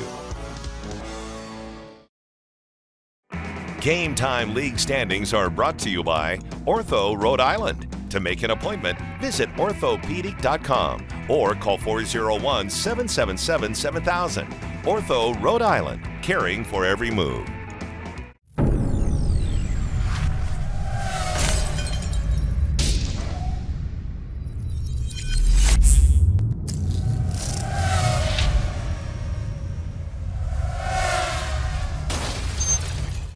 And welcome back to East Providence, Rhode Island. Frank Carpano joined now by the head coach of the East Providence Townie football team, Jay Montero, at halftime here. And we want to talk about something that's new and exciting, and that is what's happening a few miles away over at East Providence High School, Coach. A brand new high school and a brand new athletic complex. How excited are you about that? Oh, we're really excited about the new complex at East Providence High School. Our superintendent, Mrs. Crowley, she did a great job, and our athletic director, Greg Amori, it's a buzz in the town. I mean, we're just excited about it. I think it'll be bringing a lot of fresh start to East Providence. We can keep all our players, our students home to get back to where we used to be back in the day. Well, I know that you've been around a long time. Yes. You are a townie. You went to Yes. East Providence High School. You served as an assistant coach here and now as the head coach for several years. So how big is this improvement for your program? Well, it's tremendous. I mean, obviously we played a great complex here at Pierce Field, but I think as far as being a townie back in the day, I mean, you can't get it. It's a village. And we take care of each other in East Providence. We love East Providence football. We love the academics, the complex. Everything we try to do is top notch. And that comes from our head, our superintendent, athletic, Greg Amori. We're just always trying to push townie pride. Townie pride is the main thing that we're trying to do. Let's talk specifics now about this athletic complex. What are some of the features that we can look forward to there? Well, we're going to have a brand new field turf. The stadium's going to seat about 1,800 people. We're going to have a press box there. We're going to have a concession stands there. We're going to have an indoor facility inside the gym. I think it's going to be maybe 3 or full basketball courts with an indoor track on top looking over the football stadium. Sure. So it's going to be, I would say, top-notch probably in New England. Due to be completed when? I think total completed in 3 years. I believe the school will be done in 2 years. I think they just poured a foundation, matter of fact, this week. So yeah, we're excited about it. It's just fun every day when I teach at East Providence High School to have an opportunity to go look at it. Yeah. It's like, wow, everything is coming in really well. So It'll it's be great. here before you know it. Sure will. Coach Jay Montero from East Providence High School, thank you very much. We're at halftime. More halftime festivities coming up next on Your View. Welcome to our Taunton location. Our Taunton location is our most recent location. It's been a few years. You never know.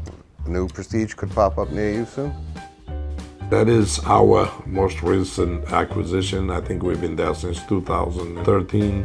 We do strictly used cars again. We have all makes, all brands. We have about 150 cars on the ground at that location. It's kind of up away from the auto ion time, and it gives people from Easton, from Brockton, gives them a closer option to do business with Prestige. We have a smaller crew, but we sell about 50, 60 cars a month out of that location. The sales crew up there, they need to be a little bit more knowledgeable because they don't have the support staff that we would down here, and they seem to take those roles on, and they're achieving what they need to. So we're happy with that. We have 3 or 4 salesmen, a couple managers, 5 mechanics, and a few other people that work supporting the sales team and the mechanics. The service department up there is good. They in and out with the volume. They sometimes handle some of our cars for us down here. They definitely are working hard up there. I try not to have mechanics without experience because if you just throw parts at cars, it ends up costing you more money than if you have somebody that can fix them right the first time. It's a lot more important to us. Everybody pretty much around the area knows Prestige, but people come to us because they know that we can help people. They know, there's a little bit level of trust between us and the public that helps of what we do and helps us being as successful as we are. You're watching Game Time on Your View. For more in-depth coverage of the top players around, recruiting updates, behind-the-scenes access, and more, check out yourview.com. In Division 1A of the Rhode Island Interscholastic League, and you can see why this game is so important here today. Shea and East Providence battling for a playoff spot as we are now midway through the high school football season. More on Your View coming up right after this.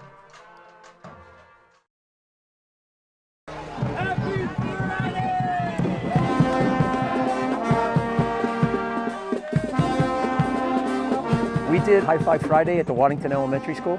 We took a handful of our school athletes as well as half of our symphonic band that was led in the direction of Mrs. Silva.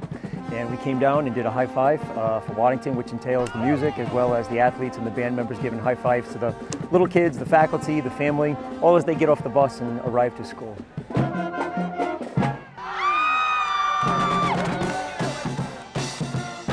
thank God for Officer Doug for making this program because it's just a wonderful experience. Just seeing the smile on their face, it makes me feel so much better. It gives us a feeling that we're giving back to the community. It's dynamite. It's awesome. Everybody loves it. It brings a smile to everyone's face. It not only gives the little kids a great day, but it's also showing our high school students that they have a valuable stake in the community. Hey, let's get a round of applause for these guys. They made it to Friday! Take a dash of regular guy. I'm torn. And a tablespoon of creativity. It will make you a star in your home with your friends and family. Add a splash of effort and a lot of fun. I love tailgate day. Look how beautiful that is. And you have a recipe for inspiring meals. You can pull off things that are pretty good by cheating a little bit. So good, so good. Sam the Cooking Guy, we're here for you, ladies and gentlemen. You gotta watch. Sam the Cooking Guy, only on Your View. It's your first time away from your new house, but you're not worried about that.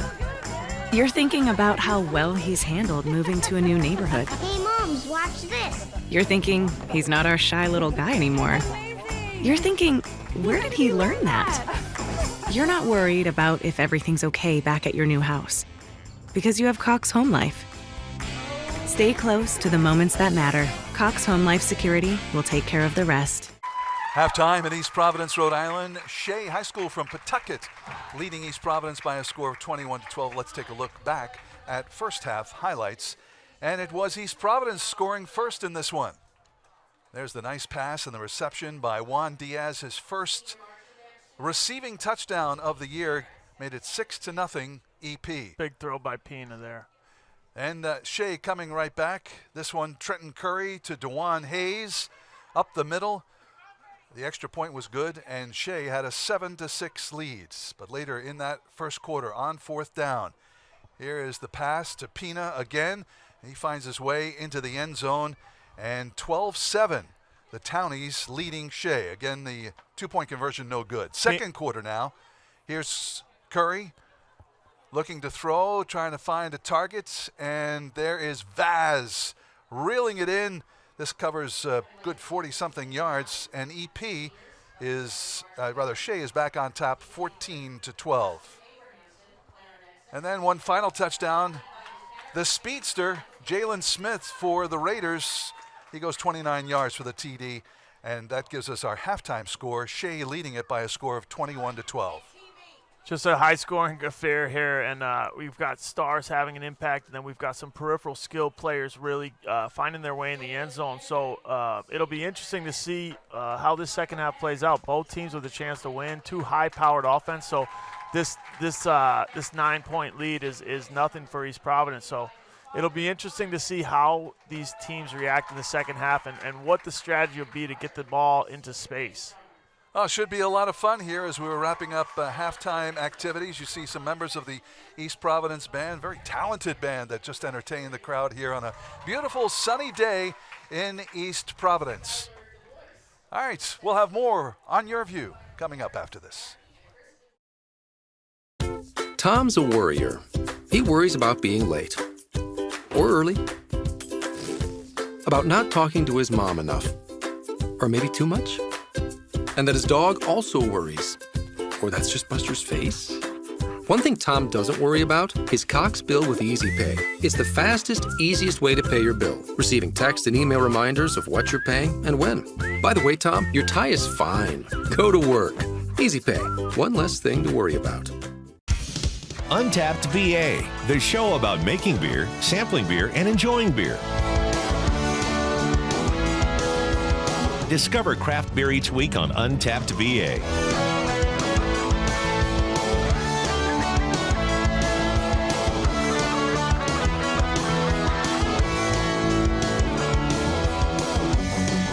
Watch Untapped VA exclusively on Your View.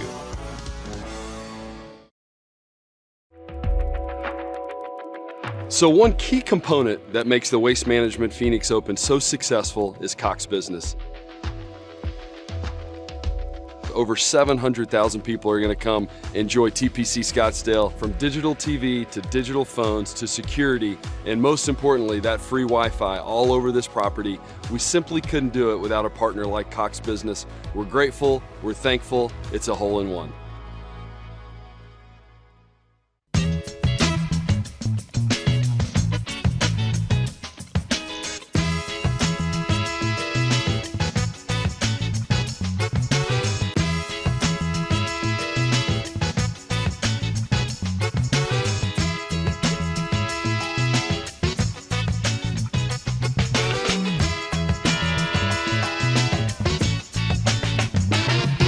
Watch Cooking from the Heart, Monday at 9 p.m., only on YourView. You're watching Game Time on YourView. For more in-depth coverage of the top players around, recruiting updates, behind-the-scenes access, and more, check out YourView.com.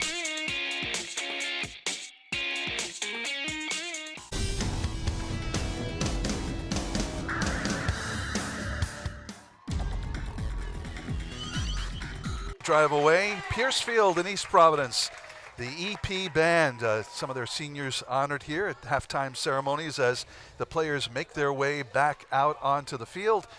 21-12 lead for the visiting Shea Raiders here, and an important game on Division I of the Rhode Island Interscholastic League. This game could go a long way to determining seeding for the upcoming playoffs, as we're now halfway through the high school football season. It seems like we just started, and here we are talking about being halfway through. So, you know, one unique thing about Rhode Island Interscholastic League football and really in the Northeast is that they play on Thanksgiving. And I don't know, you played at Bishop Henrican High School. How did you feel about playing on Thanksgiving? Because, you know, we go into a professional locker room like the Patriots before Thanksgiving. We'll ask the guys, hey, listen, talk about your experience playing football on Thanksgiving. And they go, I don't know what you're talking about. These guys who played in Oklahoma and Texas and Florida, they don't play Thanksgiving Day football. So it's really kind of unique to the Northeast that there are games played on Thanksgiving, but such great traditions that it would be kind of sad if it did go away in the state of Rhode Island. I always liked it. You know, in the Ivy League at Brown, we were scheduling a game, actually 9/11/2001, so we had a game that we missed in the preseason, or our first game, which was scheduled against San Diego. So they didn't want our team to fly out.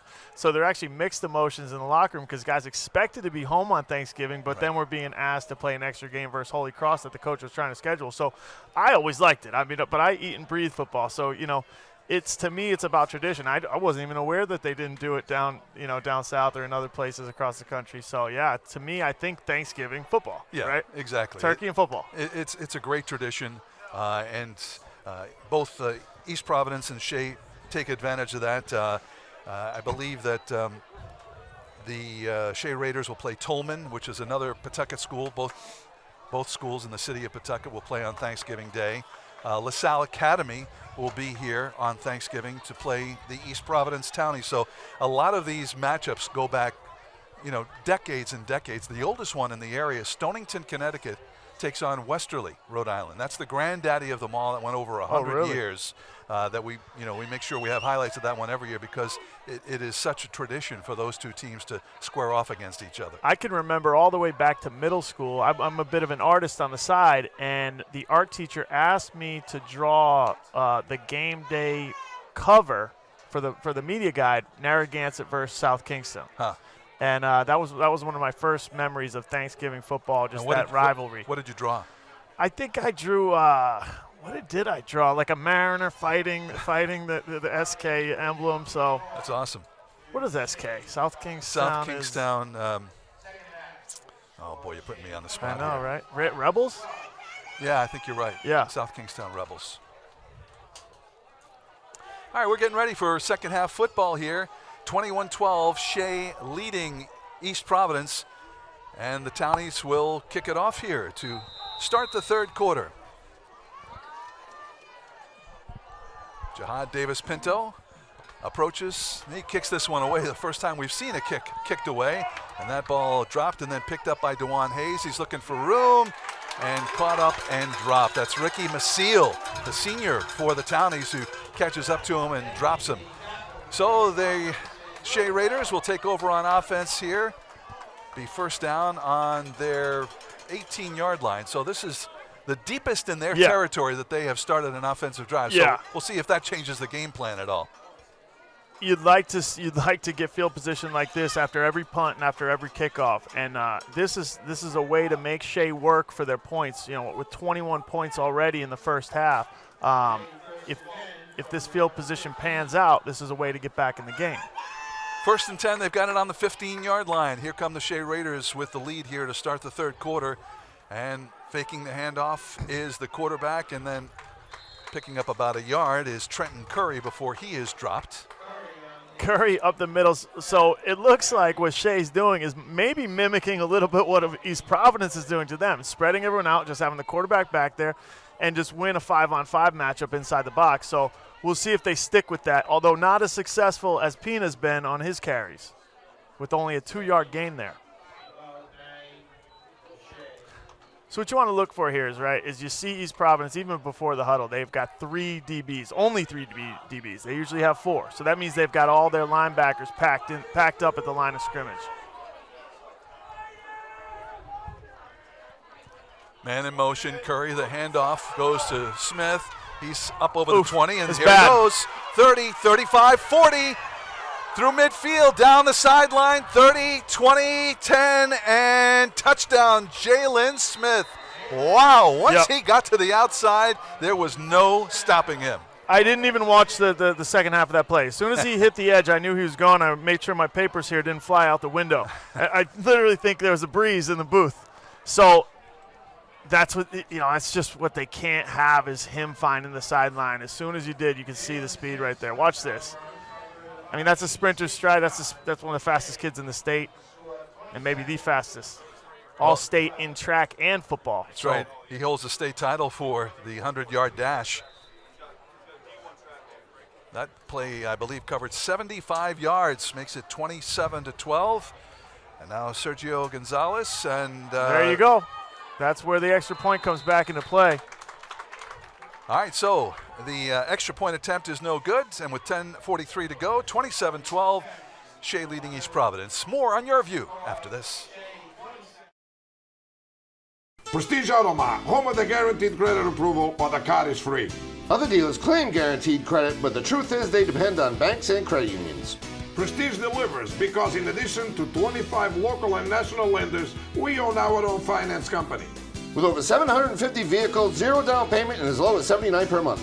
Hey, that's lower than my phone bill.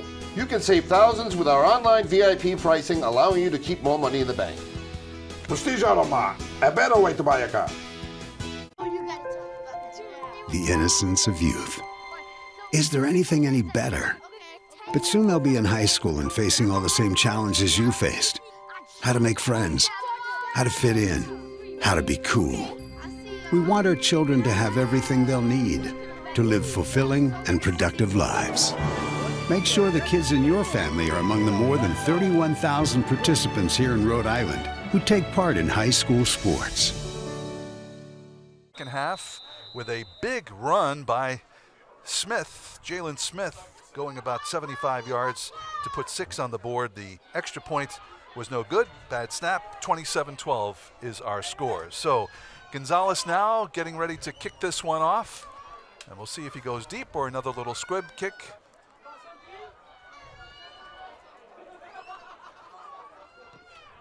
Little squib kick. That's what. Wow. And that one, and Shea is saying that they've got it, and the officials are saying it is Shea football. So there you go. One of the benefits. That was a line drive right into the gut of one of the East Providence players, bounced off him, and then into the hands of one of the Shea Raiders. And we have a player who's down. It's interesting. Shea taking a couple pages out of what EP did in the first half. They're going an empty set on offense and running their quarterback, and then they squib kick the same as East Providence did in the first half. And I think that's what the hopes were for East Providence, to hit it off a guy, get the ball back, get an extra possession, and that's what happens right there. Tyquan Thompson is the young man who's down on the field, and he was the one who grabbed that line drive right off his belly or his chest. And an awkward hit right there. His neck, it looked like his shoulders kind of went back in an awkward position. So the trainer, both head coaches over there to check on the young man. Here's the replay on that. He gets caught right here. Yeah. This looks like it's more of a helmet-to-helmet contact as players went scrambling for that football. He thinks he tries to get up, and that's when the stinger sets in. What's good is that you see him moving right after the hit, right? So he's got mobility.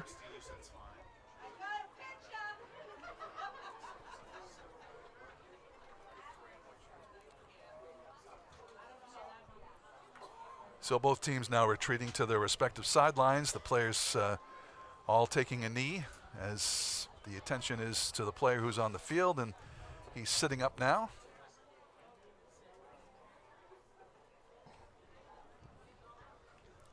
another good sign. He's sitting up, so probably either he's dazed or there was a lot of torque to his back there.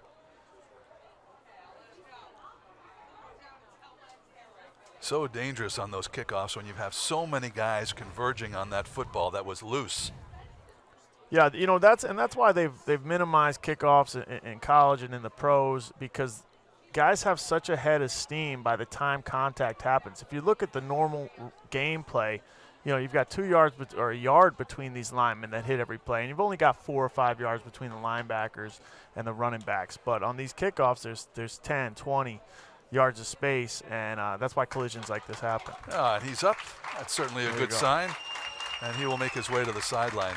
I mean, you don't hear it called this much anymore, but they used to call them the suicide squads, right? Yeah. The guys who were on special teams. And my good friend Sean Morey from Brown University made a living in the NFL being part of the suicide squad, just going down, basically being a wedge breaker in the NFL. That's when you put 5 guys together holding hands and they'd start running, and somebody's got to collide with that force or they're going to go the length of the field. And just a tough job, and you got to be a tough guy to do it. All right, 1st down and 10, the ball on the 47-yard line. Here go the Shea Raiders again. And the quarterback tucks it. Now he's around the right side, down to the 40, cut back to the 30, 25, 20, and finally brought down as Trenton Curry after a nice run for the Shea Raiders. Dick Cruz doing a great job right there, trying to strip the ball at the end of a big play, and almost successful. Some nice little juke moves here by the quarterback. Yeah, Curry really showing he can play in space in this game. Getting his 2nd start and holds on to the ball. 1st and 10. The ball now inside the 20-yard line, and the handoff. Just a couple of yards on that play.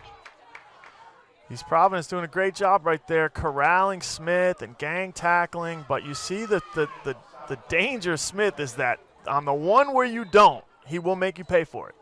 And that's what, if we go back to last drive, we talked about it. They have great field position, but great field position doesn't matter if Smith sneaks out of the backfield and goes 80 yards.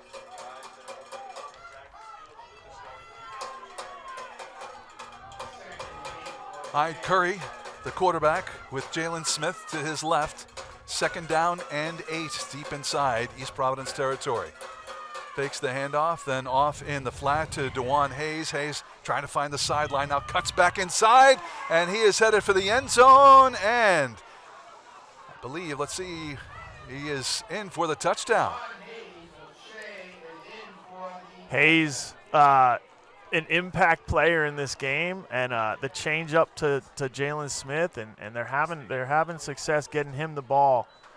Great play right there, and that's just an example of faking that handoff, get it out to the flats, and let your guy make some moves in space. Let the athletes do what athletes do.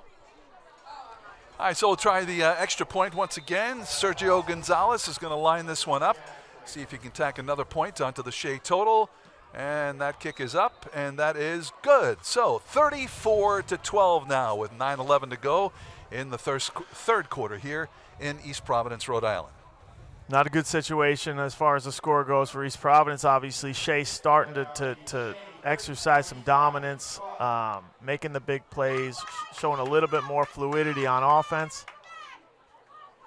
So nice 18-yard great move, touchdown play. DeJuan Hayes with the TD, then the extra point, 34-12 now. It's always tough to be a guy on a team like this where Smith's going to get the ball 75 to 80% of the time, but you could be an impact player, right? And my brother was in a situation like that. My brother Tyler, he played running back at Bishop Hendricken right in the years where Will Blackman comes in. So he goes from someone that's a hopeful all-state running back to someone that blocks for Will Blackman. You know what I mean? So there's guys out here on this field that are kind of living in the shadows. And I think that's why one of the keys to this game is how do you use those guys? When everyone's going to key on one guy, how do you find ways to get these other athletes that you can play that just aren't being featured as much as maybe they should be if they were somewhere else?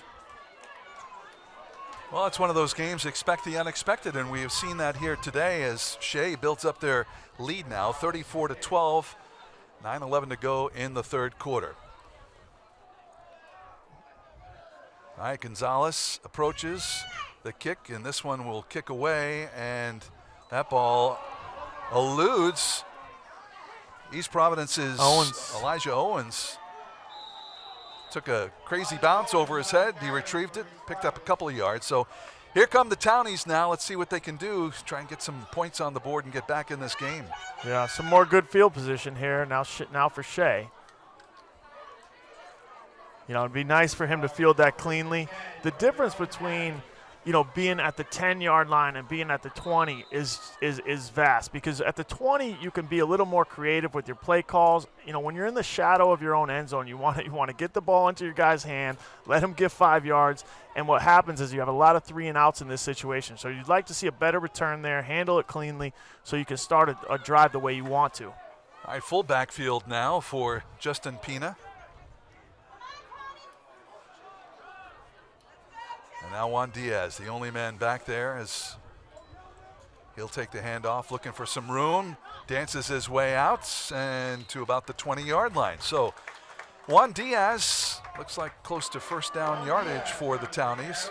Well, like we were saying before the game, Diaz averages a first down every time he touches the ball. Now, obviously, East Providence's game plan was to use Pina a little bit more than usual and split Diaz out, see if they can catch him on some seam routes down the sideline. But this is where he's more comfortable. Back behind Pina, running between the tackles, pounding the ball. Ball on the 19-yard line, 2nd down and 1 for EP. And the handoff once again, and that's first down yardage. Diaz getting the job done here as East Providence starting to move the ball. East Providence just being really creative with the game plan, just mixing it up, kind of keeping Shea off balance, doing different things, coming out with empty. Now they've got 2 or 3 guys in the backfield, pounding different players with the ball. But if you really look at it, it's the same scheme. They're blocking zone up front and a little bit of power where they pull the guard, but they're just using different players.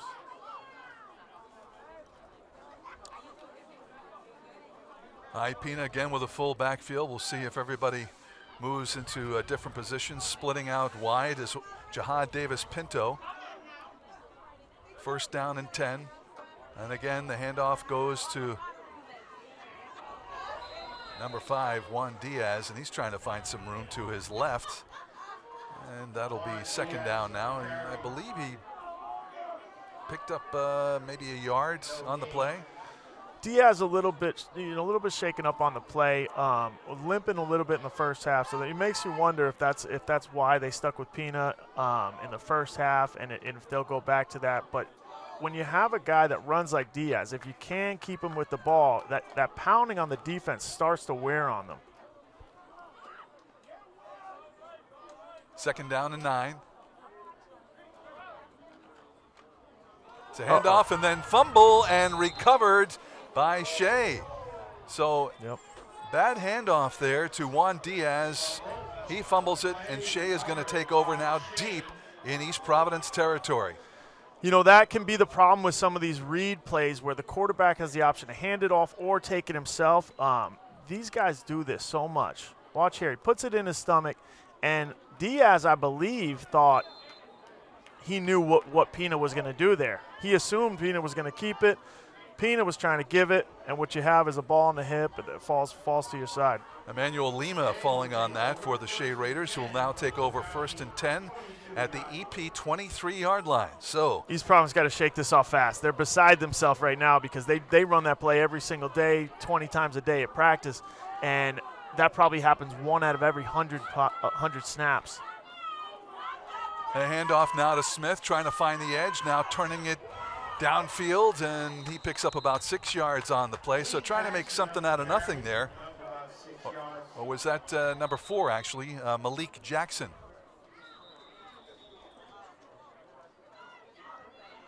Jackson, someone they've tried to mix in as well here to complement Smith. Smooth runner, got some quickness, and you've got Pina limping now. So the EP quarterback, who also plays on defense, is making his way off the field very slowly. Justin Pina, a guy that never wants to come off the field. I talked to Coach Montero about him. and just a guy that's hard to get him out of the game. Even when they're winning by 20, he wants to stay out there with his guys. So a rare time you'll see him even leave the field as their punt returner, their quarterback, and their safety. Jalen Smith takes the handoff and gets spun for a loss. So they'll bring this ball back to the 24-yard line, 23-yard line. Good rush there by the EP defense. So it'll be 3rd down and 11 now for the Raiders. It's interesting because you feel like East Providence consistently has moved the ball better than Shea, but Shea just with these big plays and these breakout plays making the difference in this game with 34-12 Shea's way. Long 3rd down play now for Shea. Trenton Curry calling signals, empty backfield. Now man in motion.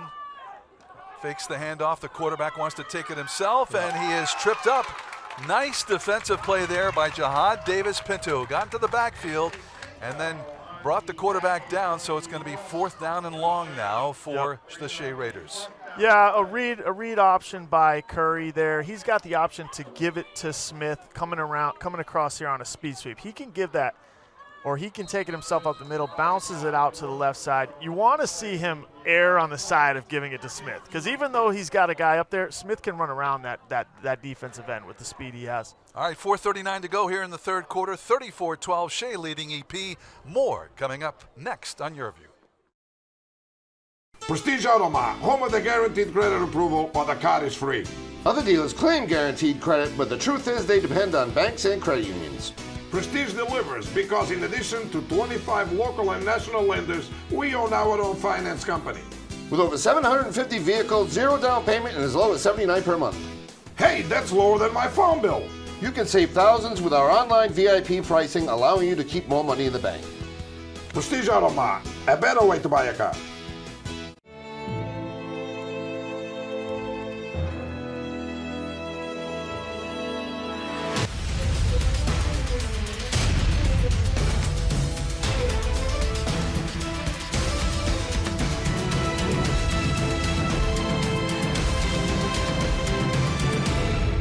Catch URI Rams football live as they take on Elon, Saturday, October 26th at 1 p.m.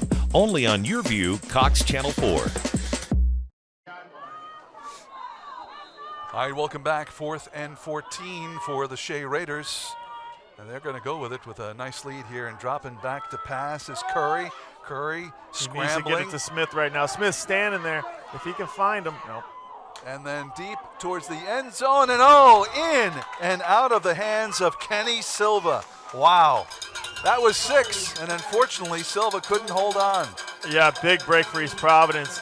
Curry doing what he's done all game is finding a way to sneak out of the pocket to the right and throwing a good ball, and where his guys had a chance. He had 3 guys corralled in the back of the end zone there, and just Silva not able to make that play. So East Providence will take over on downs as they dodge a bullet there. Shea, though, still leading it by a score of 34-12. Yeah, you know, Kenny Silva, not a name we've said tonight, and not a guy they target a lot. And, you know, that might play a little bit in. You know, you're cold, the ball hasn't been in your hands, and you're expected to make the first play that comes to you. So, new life for East Providence here. Maybe they can fight their way back. 1st and 10 from their own 27-yard line. There's the handoff. It goes to Diaz. Diaz around the corner, and he's picking up speed over midfield and into Shea territory. So the longest run of the day for Juan Diaz. Man, if you watch the end of the run, he put his shoulder down, and the DB had no chance while he scampers out of bounds. And Diaz can find the edge the same as Smith. Just a little bit different style runner. You see 2 guys go down with his shoulder. He's got some LBs on that DB, right? Yeah. You don't want to step in front of that bus. When you can combine speed and power and size like that. Plus, he's very compact. All right, 1st and 10 from midfield, and there's Diaz again picking up some speed down inside the 40 to the 38-yard line. So another 1st down as Diaz showing some life here.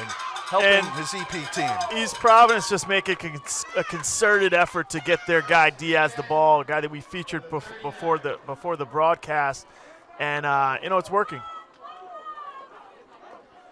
You can see how he finishes those runs at the end. It's a little bit different than watching Pina, a little bit more of a graceful runner. All right, we have a penalty flag. Coach Montero calls him the little bus, as in Jerome Bettis, and he's running like it now.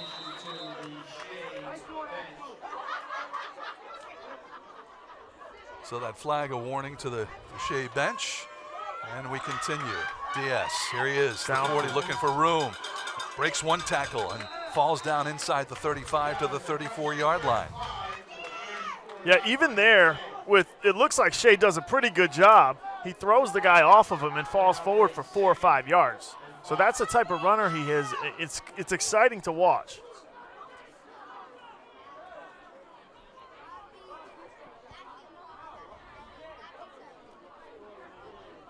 All right, Justin Pina gets the play from the sideline, brings it into the huddle, and here we go. 2nd down and 5. East Providence in Shea territory at the 34-yard line.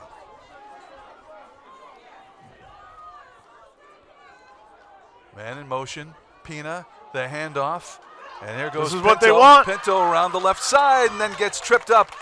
A nice play there to finish that play. Ronaldo Gomes for Shea, tripping up the runner, but a 1st down for the Raiders as they've got some momentum going now.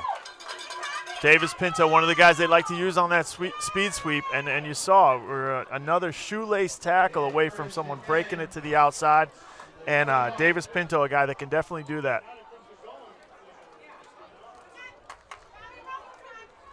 First down now, the ball on the 21-yard line. Here come the Townies. Pina.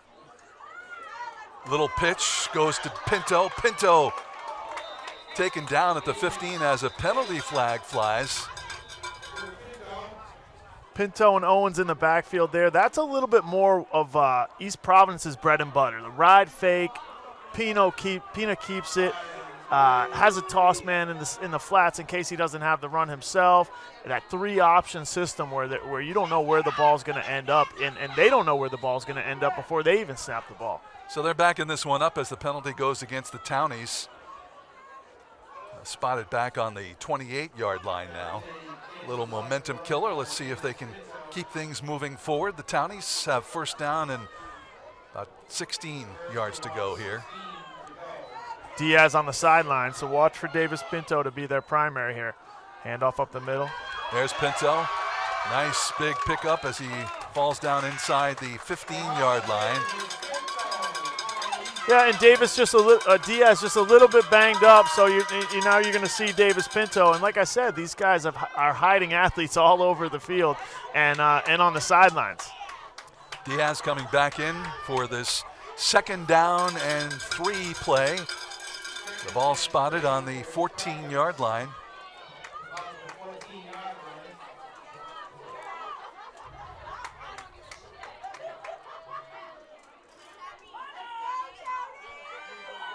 Handoff to Pina, looking for room. Around inside the 10, 5, and falls down. Let's see. Touchdown! Juan Diaz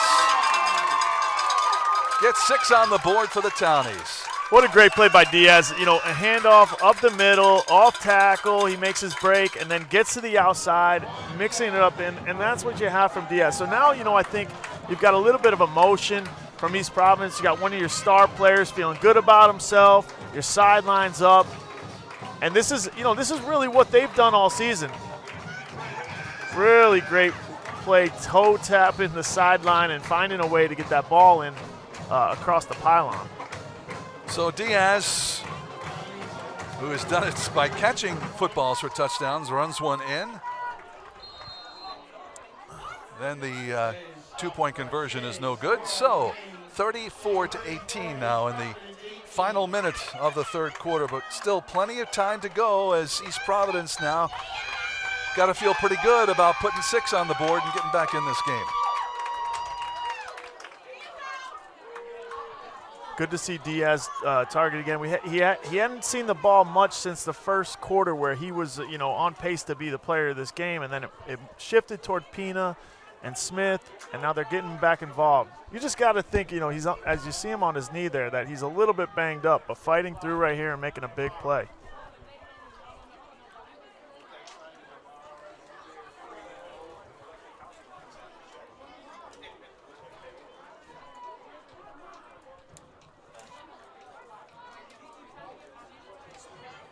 All right, so we'll see what the strategy is here. The kick it away, a little squib kick. We've seen both here this afternoon as the teams head back onto the field.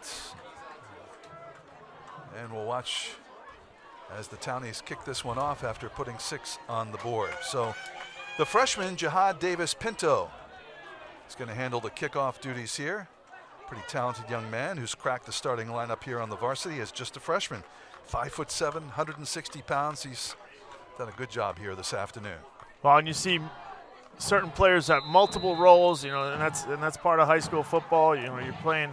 The difference between these seniors and a sophomore is such a big difference. So you tend to have your star guys, your seniors, your upperclassmen carrying the bulk of the load and doing multiple things. The same as Pina's doing at safety. Kicks this one away. It's fielded at the 18-yard line, and then a nice little run back of about 15 yards before being pushed out of bounds. That was number 21, Enrique Duarte, who reeled that one in and had a nice little run back. So we'll see the Shea Raiders out on the field again. Well, this drive right here is pivotal. If you're looking at the scoreboard, 34-18, you get a stop here and you get a score. Now you've got a football game, but like we said, as the clock keeps ticking and we get closer to the fourth quarter, that lead becomes more and more daunting. Ball on the 33-yard line, 1st and 10. Trenton Curry, man in motion, then the handoff, little spin move, and pickup of maybe 1 on the play.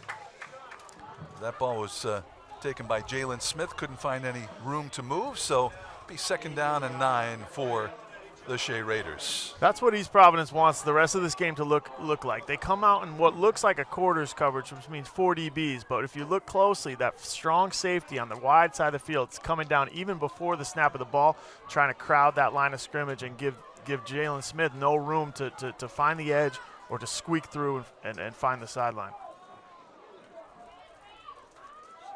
Got a little bit of a hold up here as we're going to let the quarter run out. So 3 quarters down and 1 to go here at Pierce Field in East Providence, with the visiting Shea Raiders leading the Townies 34-18. More coming your way on Your View right after this.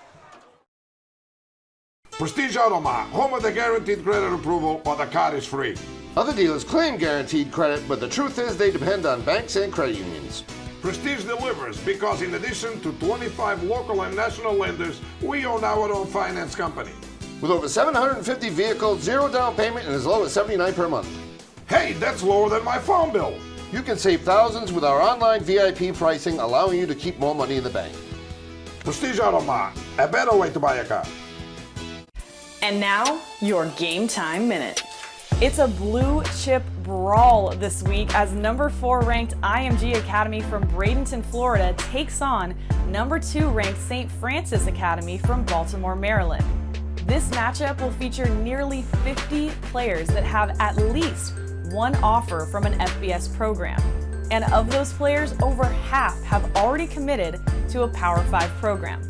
IMG is currently undefeated, but the last time each of these teams lost, it was to the same opponent.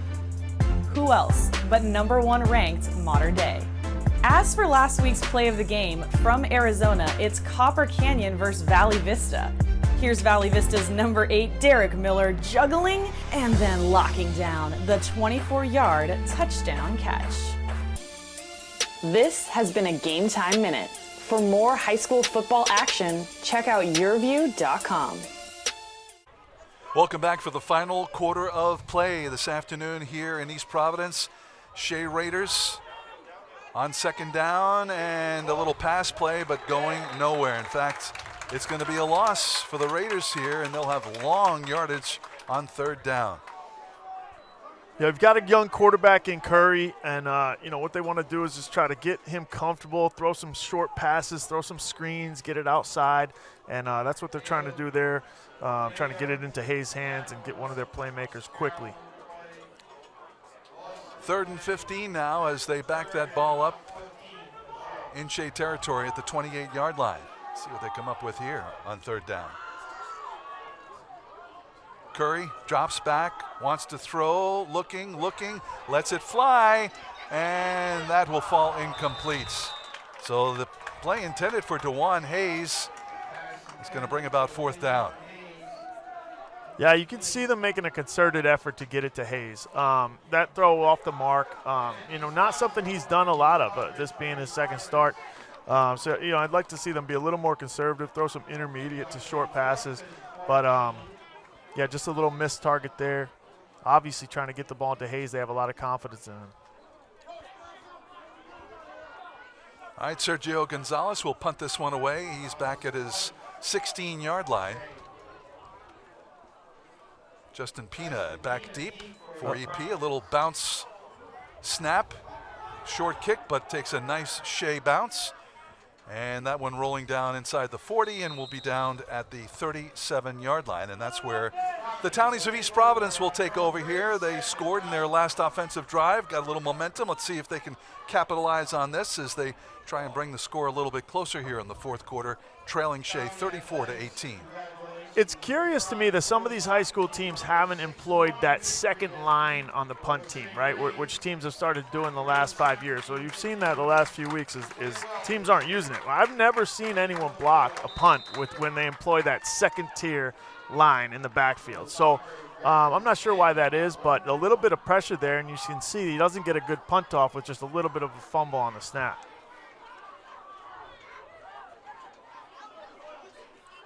First down and 10, 38-yard line, and we've got a penalty flag fly, and it's going to be offside against Shea.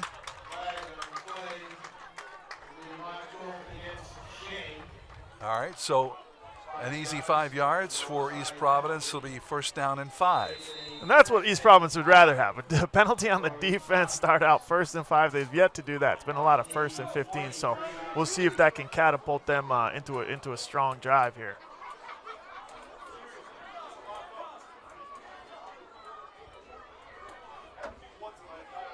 East Providence in more of a conventional set again on this drive, so look for Diaz. There's Diaz, has it, rolls his way up over the 45 to the 47-yard line. And that handoff there, I don't know if you noticed, was kind of down. He had to pause a little bit to get it up into where he was comfortable carrying it. I think just a little bit of carelessness between Pina and Diaz. They've done it so much, sometimes you lose track of what you're supposed to, your fundamentals. But what's interesting is they've kind of gone away from the read option. It doesn't look like Pina has the option to pull here. So maybe on that muffed handoff, now they're going to more of a conventional straight set handoff to Diaz, and they know what's happening before the play. All right, we've got a penalty flag and offside against Shea again. So this is going to be first down yardage. So an easy 10 yards for East Providence on 2 offside penalty calls against the Shea Raiders. Not what you want here as you're trying to sit on this lead and roll the clock down a little bit. All right, first down and 10 now inside of Shea territory. The snap, and it's the quarterback running it right up the middle, down to the 30, 25, 20, 10, and into the end zone goes Justin Pina. Wow. What a move by Pina to get to the outside there. He made a juke move that left somebody on the ground there. So that's to see East Providence answer like that is exactly what you want to see. I think a 3-play drive, doing everything right. 48-yard touchdown run makes it 34-24 here with 9.5 to play in the game. So you've got 3 or 4 guys on the field that can go 50 yards in an instant, and you see it there with the quarterback Pina. So they're back in this game. So they'll try for 2 here. Pina to Diaz, trying to find his way in, puts his head down, and then ball's on the ground. backing his way in, but it is not going to be good enough. So 34-24 is the score here with 9:31 to play in the game. More on Your View right after this.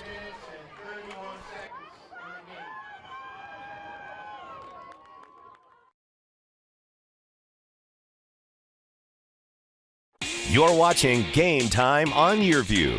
For more in-depth coverage of the top players around, recruiting updates, behind-the-scenes access, and more, check out yourview.com.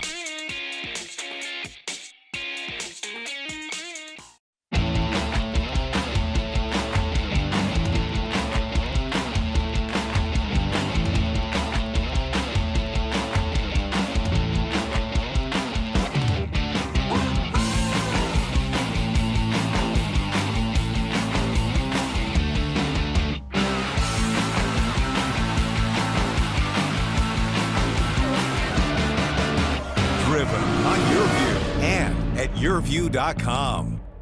You're watching Game Time on Your View. For more in-depth coverage of the top players around, recruiting updates, behind-the-scenes access, and more, check out yourview.com.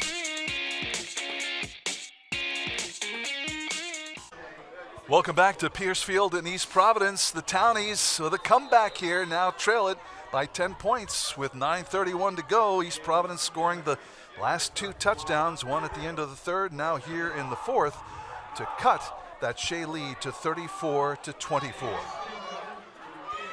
He should kick this one to the right, kick it away from Smith. Try to get some field position here. That might There's be a little kick and off of one white shirt and then recovered at the 45-yard line. That one reeled in by number 13, Kenny Silva. So Silva secures it. Almost the break they're looking for there. It tips off someone's hand, and the ball's loose for a few seconds, and they get an extra possession. If they get that and they score, now we got a 3-point game on our hands. So I just don't think they've gotten the break yet. It's an interesting strategy they've employed, but not working out to their favor quite yet. All right, ball starting this drive on the 46-yard line of the Shea Raiders. Trenton Curry calling signals, fakes the handoff, rolling out to his right, wants to pass. Wide open, number 13, Kenny Silva. Silva down inside the 20 and pushed out of bounds at the 11-yard line. What a nice play there by the Shea Raiders. Silva making up for that drop in the end zone there. It's good to see. A little bit of play action, and Curry gets out to his right and finds a wide open Silva. Nice play call, nice design. When you sneak a guy out like that, sometimes it's tough when you're trying to pursue so much. They're worried about Smith on the front side, and that just opens wide open. So the ball now on the 11-yard line. First down for the Shea Raiders, who are on the move once again. Curry, the handoff goes to Smith. Smith finds his way out of bounds inside the 10 to about the 8-yard line. That's just a great job by Owens backside. Okay, you can't let him get to the outside. You come up hard. If he's going to do anything, he's going to cut inside, and that's where you got help, and that's just a great job. That's what their game plan was all game, is to not let Smith get to the outside. So you'd love to see that from Owens, who's having a great game. Spot this one on the 10-yard line, so a pickup of 1 on that play. Be second down now for the Raiders. You want to see Shea take their time right here. This is the point in the game where you can bleed the clock a little bit. You've got a 10-point lead. It's 2 possessions. So the whistle blows. The clock stops and now starts up again as we.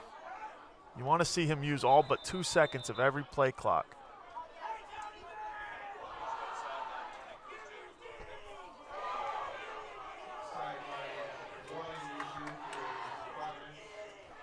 So another sideline warning. Had a couple of them here. As everybody very excited, want to get as close to the play as possible. Officials don't like that. And here we go. Watch There's out. a little pitch Nope. and into the end zone. Touchdown, Jalen Smith. And then we've got the kids mixing it up here at the middle of the field. Penalty flags fly after the touchdown. Yeah, I think those are after the play, some frustration because EP knows that if that's a touchdown, the writing might be on the wall unless they can score quick here. And that's the problem guarding Jalen Smith. As you saw, there were 4 or 5 guys around the ball, but he snuck through all of them as if they were standing still. So here's the play again. Little pitch. First toss to him. And he just runs by these guys. It looks like he's in fast forward and everyone else is on regular play. Great play as they hit him in stride there. Yeah, you wonder why they don't toss it out to him a little bit more because, if he can get the edge, it's just over. And, I don't envy East Providence and their coaching staff and the guys on the edge there because, you can't teach speed and you can't try hard to be fast. You got a guy that's just faster than everyone, and you got to find a way to beat him. That's why we talked before the game, and I talked to them. Are you going to bring the DBs down and just bet that they won't pass it over your head? And that's kind of where they were leaning toward is like, yeah, we have to be aggressive on all fronts and make them do things that they're not comfortable doing with a young quarterback because you'd rather them beat you on the pass than beat him with a guy that's doing what he's doing this season. Extra point is good. Sergio Gonzalez putting it through the uprights. So now with 8:26 to go, 41-24, Shea leading East Providence. So a little disappointment for East Providence there after they put 2 touchdowns together and brought this game to a 10-point difference and now trailing by 17 points. Yeah, they had life there, not over by a long shot because if East Providence puts the drive together like they have at many points in this game, then we'll be right back in it with a 2-possession game. They obviously are not afraid to onside kick, so they've got that going for them as well.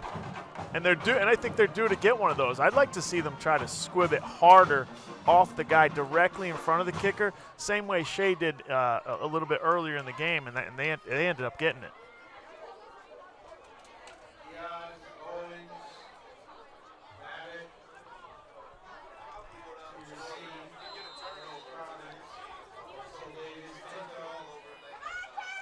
East Providence can't have any more mishaps on kickoff return here. Need to secure this ball and try to get some good field position and put a quick score up.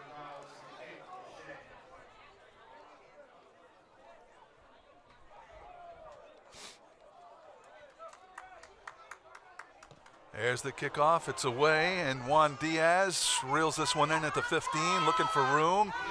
And now trying to get to the outside, and he is tackled at the 28-yard line. So that's where East Providence will start here. 8:16 to go, and they've got some making up to do here as they try and get back into this ball game. Talked with Coach Anthony Alejandro and Coach Montero before the game and last night on the phone, and they said, it's been a little bit of injuries has been a problem this season. They're a little bit plagued by that, and you can see guys out there because when you have injuries, the guys that have to make up for it are doing double duty on offense, on defense, and you'd like to see a little more life in East Providence's legs here, but you got to feel for them. First down and 10 from the East Providence 29-yard line. Pina dropping back, looking to throw over the middle, and that ball tipped. Nice play there by Malik Jackson. Shea Raiders tipped that ball away, falls incomplete. Well, in high school, though, majority of the kids, certainly the most talented ones, do play both ways, right? Oh, yeah, of course, but, not all of them. Right, so now you've got maybe what you had half the guys playing both ways. You've got 75% of your guys playing both ways, or they're playing out of position, or you have a safety now playing linebacker that you don't want doing it. So there's all sorts of things that have to be adjusted when you have injuries at your prime positions. Second down and 10, rolling out. Pina trying to find some room, wants to run, eludes Great tackles, and almost ran into one of his own men before he gets dropped by the Shea Raiders. So pickup of a few yards. So what you're seeing now, right, is Pina on the last 2 plays trying to throw from somewhat more inside the pocket, which is not something that they usually feature him doing, and it's because of where they're at in the game. 41-24, getting into the middle of the fourth quarter, you're forced to kind of try to throw the ball downfield, and you're not in your comfort zone. So this is where the game starts to change, and Shea might be able to open up their lead. 3rd down and 5. There's the handoff. And it goes to Diaz. Diaz going to get tripped up, but not before he picks up first down yardage. Yeah, so they go back to what they do well on 3rd and 5 because they have to. They're forced to pick up that first down. But guess what? That first down, Shea's happy to give that up with 7 minutes left and the lead. So they move the sticks, and the ball now on the 41-yard line of the Townies. Approaching 7 minutes to go. 41-24, Shea leading this one.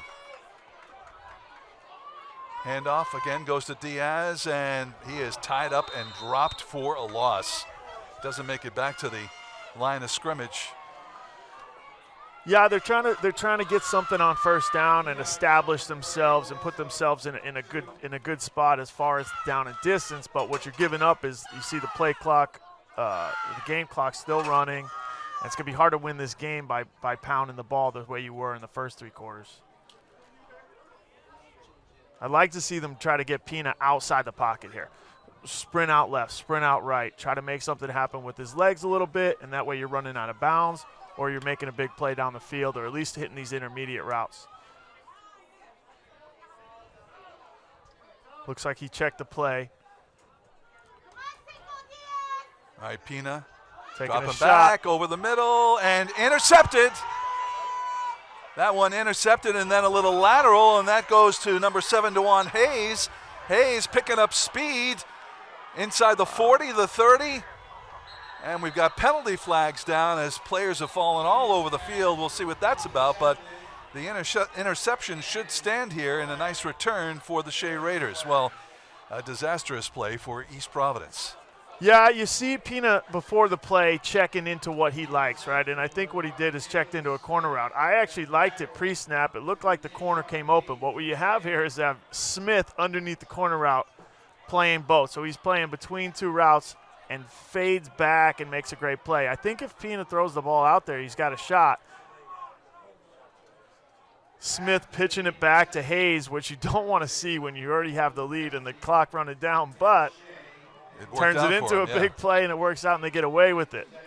The penalty, though, against Shea, so they'll negate that nice run and bring the ball back inside of Shea territory to the 46-yard line. But the important thing for the Raiders, as far as they're concerned, is it is their football, and they'll be on offense here as we are now inside of 6 minutes to play at Pierce Field in East Providence. Yeah, I really think Pina had the corner route. He just had to lead him to the spot. You can't make that mistake with such a great player playing underneath that corner.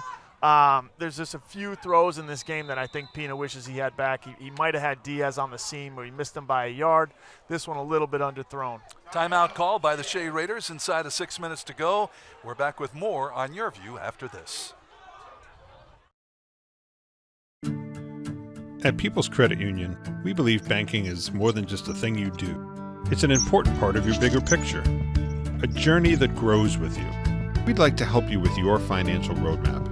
Be your go-to. We believe in taking the time to know you, moving you in the right direction, and lending a helping hand by providing banking solutions that work for you and your family. At People's Credit Union, we believe in your dreams because they're our dreams too. Prestige Automat, home of the guaranteed credit approval, or the card is free. Other dealers claim guaranteed credit, but the truth is they depend on banks and credit unions. Prestige delivers because in addition to 25 local and national lenders, we own our own finance company. With over 750 vehicles, 0 down payment, and as low as $79 per month. Hey, that's lower than my phone bill. You can save thousands with our online VIP pricing, allowing you to keep more money in the bank. Prestige Automat, a better way to buy a car. You're watching Game Time on Your View. For more in-depth coverage of the top players around, recruiting updates, behind-the-scenes access, and more, check out yourview.com. Shea Raiders, and the quarterback's going to tuck it in, and he is going to dance his way to about a 5-yard gain right to midfield here. Last thing you want to do is to slip out of bounds. You want to keep that clock rolling. Yeah, just a little bit of experience, and Curry will learn that. Here's where he wants to use all these play clocks, like I said before, but also stay in bounds. And I think what you'll see here is that they might keep the ball out of Smith's hands from here on out because they want to keep him healthy. He's done a bulk of the heavy lifting in this game.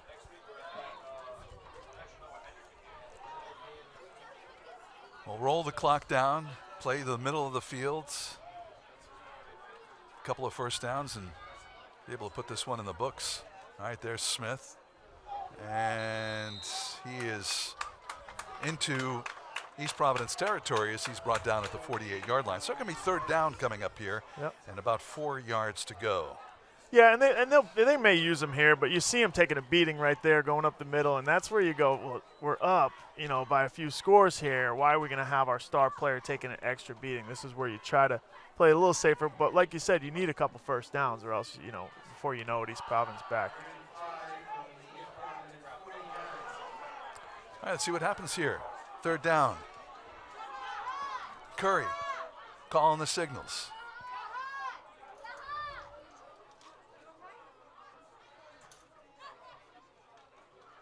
The handoff, and that is going absolutely nowhere. In fact, it's going backwards. And we've got a penalty flag thrown against the Shea Raiders.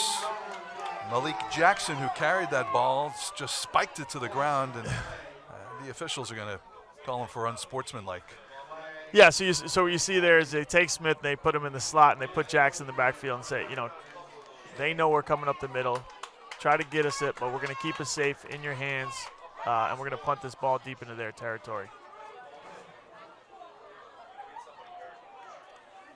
So they'll back it up a little bit more to the 35-yard line, and it's going to be fourth down and long. So on comes the kicker, Sergio Gonzalez.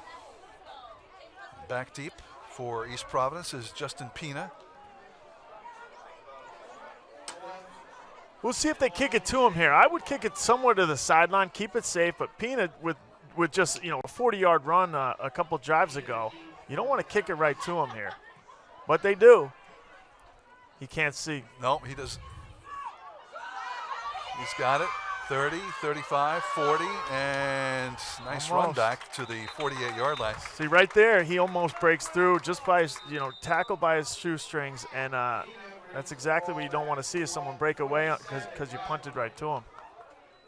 I'm sure Jay Montero probably doesn't even want him carrying that football. This is your quarterback. It's a necessary evil, right? And holding is called against East Providence, so that much of that nice run is negated. I talked to Jay before the game, and he was actually complaining about punt returning. I don't really have a true punt returner. Obviously he doesn't want to have Pina back there, but you have to have someone that can handle the ball. Right. The biggest thing is not to have someone that can necessarily break it, but that can secure those punts. I never envy punt returners because they're looking up at the sky while you've got the entire team bearing down on you. So you don't know what's happening. You have to have sure hands back there. All right, just over 4 minutes to go. The ball on the East Providence 26-yard line. First down here for the Townies. Try and get it going here, trailing by 2 scores. And there's the pass on first down and reeled in by Jihad Davis Pinto. And that is going to move the chains. First down. Davis Pinto looks so good here. So sometimes you see Pina feeling really comfortable in the pocket, but they don't do it enough. Sports is all about repetition, and you'd like to see him get more reps so he can stand in the pocket, throw it downfield on schedule. But that's not quite his game, but he's doing it. He does a good job of it right there. All right, Pinto kind of limping a little bit as he makes his way back out to the slot here. First down, ball on the 39-yard line. Pina with 3 wide out to the right, and he rolls out to the right, wants to throw, looking downfield, and tries to sneak it in and out of the hands of Jihad Davis Pinto, and a flag flies. Pass interference? What do you think? Yeah, I think the ref thinks he got there a little bit early. I thought it was a pretty decent play by the DB. It was a small window to sneak it in, but you can see them really trying to get it to Davis Pinto as much as they can in the passing game. Most of the times when that happens, you have someone else open. All right, pass interference is the call, and that's going to move the chains. First down for East Providence as the ball now spotted inside of Shea territory. 3:31 to play. 41-24. Shea leading East Providence in what has been a very entertaining game here this afternoon at East Providence's Pierce Field. I'm surprised that Shea has their corners up as close as they do. You want to see Pina take a shot up top here to his wide out on a go route, but dropping back, then chased out of the pocket, lets it go, and underthrown. That one was headed in the direction of Santi Nocella. They've got Dick Cruz up top of your screen. He's pressed coverage. They've got the safety inside the hash or on the hash, which means you can run that outside release go route and try to get a quick score. That's really the only chance they have as far when you pull back and look at the whole game and the score. They don't need a drive here. They need a quick score. So it's about looking for opportunities. I wouldn't be surprised if Shea starts pulling their cornerbacks back into a more of a quarters prevent type look, but they're not doing it right now, so they need to take advantage. Now, Smith's on the bottom of your screen. You don't want to test him. You saw what happened last time, but the top of the screen I think is where they should attack right now.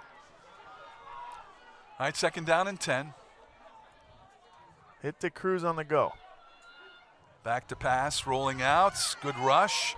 The quarterback, he's going to take it himself, and he is brought down as he was heading for the side. He would have liked to have gotten out of bounds, but he was dragged down at the 40-yard line, and the clock continues to roll here. So he had Diaz deep, really covered well. But when he makes that, when Pina gets out of the pocket and makes that initial avoid, you call that scramble. And you'd like to see those receivers make a move and go somewhere. The quarterback, when he buys time, is looking for his receivers to go, hit me here, because there's no play call anymore. So you need to see where they're going. And I don't think Diaz really did a good job making a break to somewhere where Pina could get him the ball, and you see the result of the play. Got someone down. Yeah, it looks like a cramp of some sort. Leg of one of the players. They're stretching him out. And that is Justin Pina, who's down on the field, and then they'll help him up. Coach is over there. I'm sure may he's have saying, to go to the sideline. Yeah. So this would be interesting. If they've got to take him out for a play, they don't necessarily have a true backup quarterback. Yep. That's what's going to happen. Max Whiting is in. He's got to sit out for a play. You recognize that name? Max Whiting, the great Max Whiting from back when I used to play. So this is his son. And I think look what year Max, I know he's a younger guy. So his dad, great athlete, won a championship, I believe, in '97. Wow. State title. Great running back, great basketball player, all-around athlete. There's the handoff. And it goes to the big guy, Juan Diaz. Looked like they grabbed him by the face mask as flags fly. Max Whiting the second. It might be the third. So it does his job. Yep. Gets the ball to his running back and gets to the sideline. Pina's back in the game. Face mask is the call, and that'll tack on some more yardage here. Always great when you can put yardage on without the clock moving. Of course, every second counts here as we get down to the last 2.5 minutes of this one. Yeah. 41-24, Shea leading it as East Providence rushes to the line of scrimmage. This is Diaz in the slot. They've got the matchup. They motion him in. We'll see what they dial up here. Pina looking, and he is going to be dropped for a loss. As a nice play there by Iggy McCord, one of the captains of the Shea team. I think East Providence overthinking a little bit. It looked like they wanted to get it to Diaz in the flat. Maybe that was a double pass. I was thinking some sort of trick play here just to put up 7 fast. But I think they have a matchup with Diaz. Like I said, Shea's still not playing off. So if you just throw that seam to Diaz that you missed a couple times in the second and third quarter, you might be able to put up 7 quickly like you did in the first. All right, inside of 2 minutes now. And Pina handing out instructions. Now in the backfield with Juan Diaz. And fakes the handoff, and he's headed to the sideline and being chased. Now looking downfield, and he lets it go, and that ball is intercepted. Intercepted, and it's going to be Jalen Smith who reels that pass in, and it's going to be Shea football, and that will wrap it up here. But a flag on the play. So they tried to get Pina out to the left side, rolling left, and what they had was a post corner. Great coverage on the post corner. He scrambles back to the right, and he actually had a guy, but you can't test Smith. If you're going to test Smith, you have to put a great ball there. All right, the Prestige Auto play of the game, and here you see it happening a little bit earlier, the big, long run, and there he goes, the very talented Jalen Smith, putting 6 on the board for the Shea Raiders. And we should add the URI recruit and the defensive player who just reeled in an interception. Yeah, so second. A little bit of everything for him today. 2 interceptions, both in this second half and in this fourth quarter. Clearly your player of the game. It's good to see guys from Rhode Island getting offers from colleges around here. And Jalen Smith, someone that's dreamed about playing in college his whole life, and so he'll get to do that at URI, and that's great to see. And should be an impact player there. I mean, this kid is not just college material. He's someone that can make an impact at the next level. All right, we're inside of a minute now. Should be a victory formation here as Shea will take a knee. Why the quarterback isn't under center. Well, what's interesting is they never go under center, so in these victory formations, they got to take their first snap.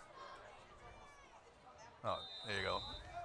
Direct snap to one of the upbacks there, and that is going to do it. So the Shea Raiders come into East Providence today, and they take care of business as they win this battle for playoff position in Division I of the Rhode Island Interscholastic League. An entertaining game on a beautiful day here at Pierce Field as we wind down the final seconds, and congratulations handed out on the Shea sideline and the handshakes now of both teams as the Shea Raiders with a win 41-24 is the final here. We'll have more on Your View coming up right after this. Stay with us. Tonight's player of the game is sponsored by Prestige Auto Mart, a better way to buy a car. Football fans, join us each and every Friday for some of the top high school teams from around the country on Your View. Buy brand new movies instantly with Contour from Cox. Everyone, meet Forky. That's where Forky is being kept. How do we get that key? What about the old plush rush? Oh, where did you two come from? Well, we're not doing that. Disney Pixar's Toy Story 4, rated G. Purchase movies right from your remote. Download them to go and watch anywhere, anytime on your mobile devices. Start building your digital video library now. Prestige Auto Mart, home of the guaranteed credit approval, but the card is free. Other dealers claim guaranteed credit, but the truth is they depend on banks and credit unions. Prestige delivers because in addition to 25 local and national lenders, we own our own finance company. With over 750 vehicles, 0 down payment, and as low as $79 per month. Hey, that's lower than my phone bill. You can save thousands with our online VIP pricing, allowing you to keep more money in the bank. Prestige Auto Mart, a better way to buy a car. Nifty Car Rental's been here in New Orleans approximately 15 years. We called Cox in reference to a change, and they sent out professionals who assessed my building from telephone service to security. Nifty Car Rental's building was graffitied, and Cox's cameras caught the perpetrators within 3 days. I'm highly confident in the Cox security systems. You're watching Game Time on Your View. For more in-depth coverage of the top players around, recruiting updates, behind-the-scenes access, and more, check out yourview.com.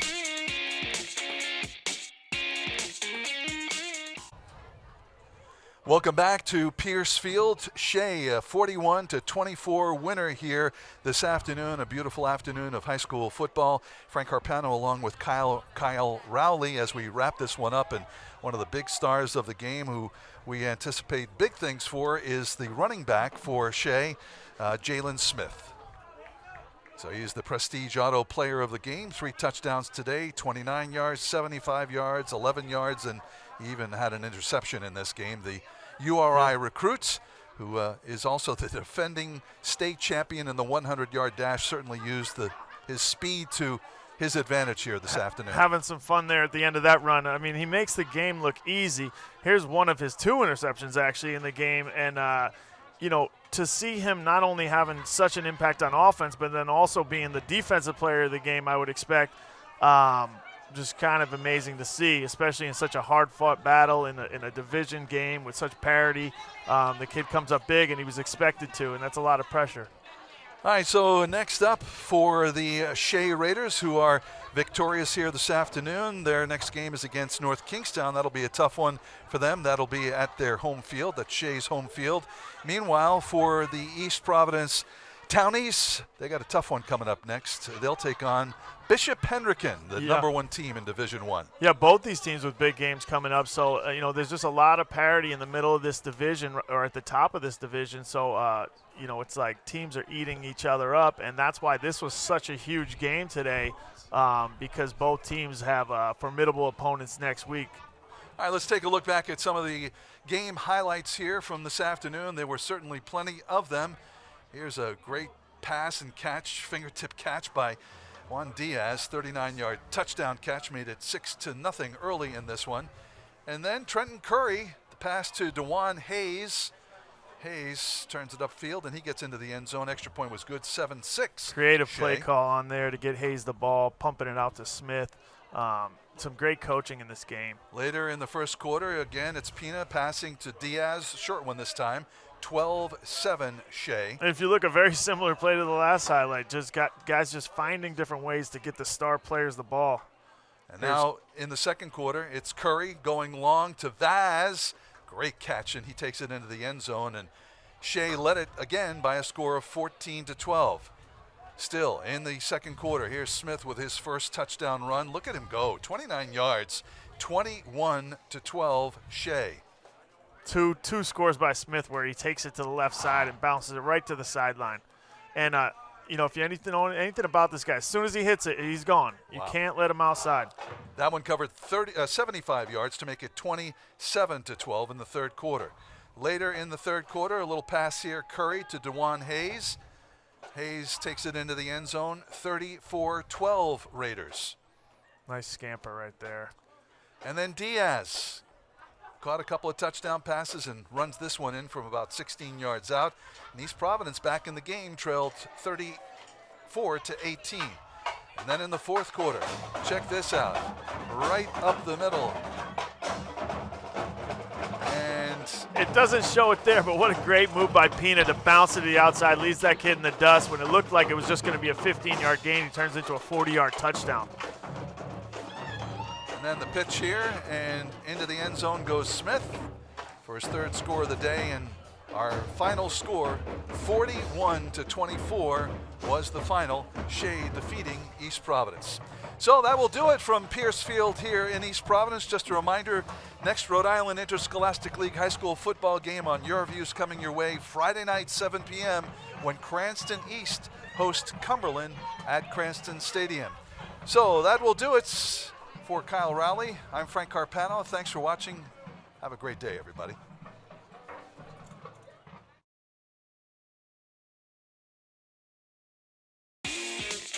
Game Time high school football action on Your View is sponsored by Prestige Auto Mart, a better way to buy a car. Football fans, join us each and every Friday for some of the top high school teams from around the country on Your View. Live streamed games, in-depth behind-the-scenes coverage, podcasts, and more. Check it out at yourview.com.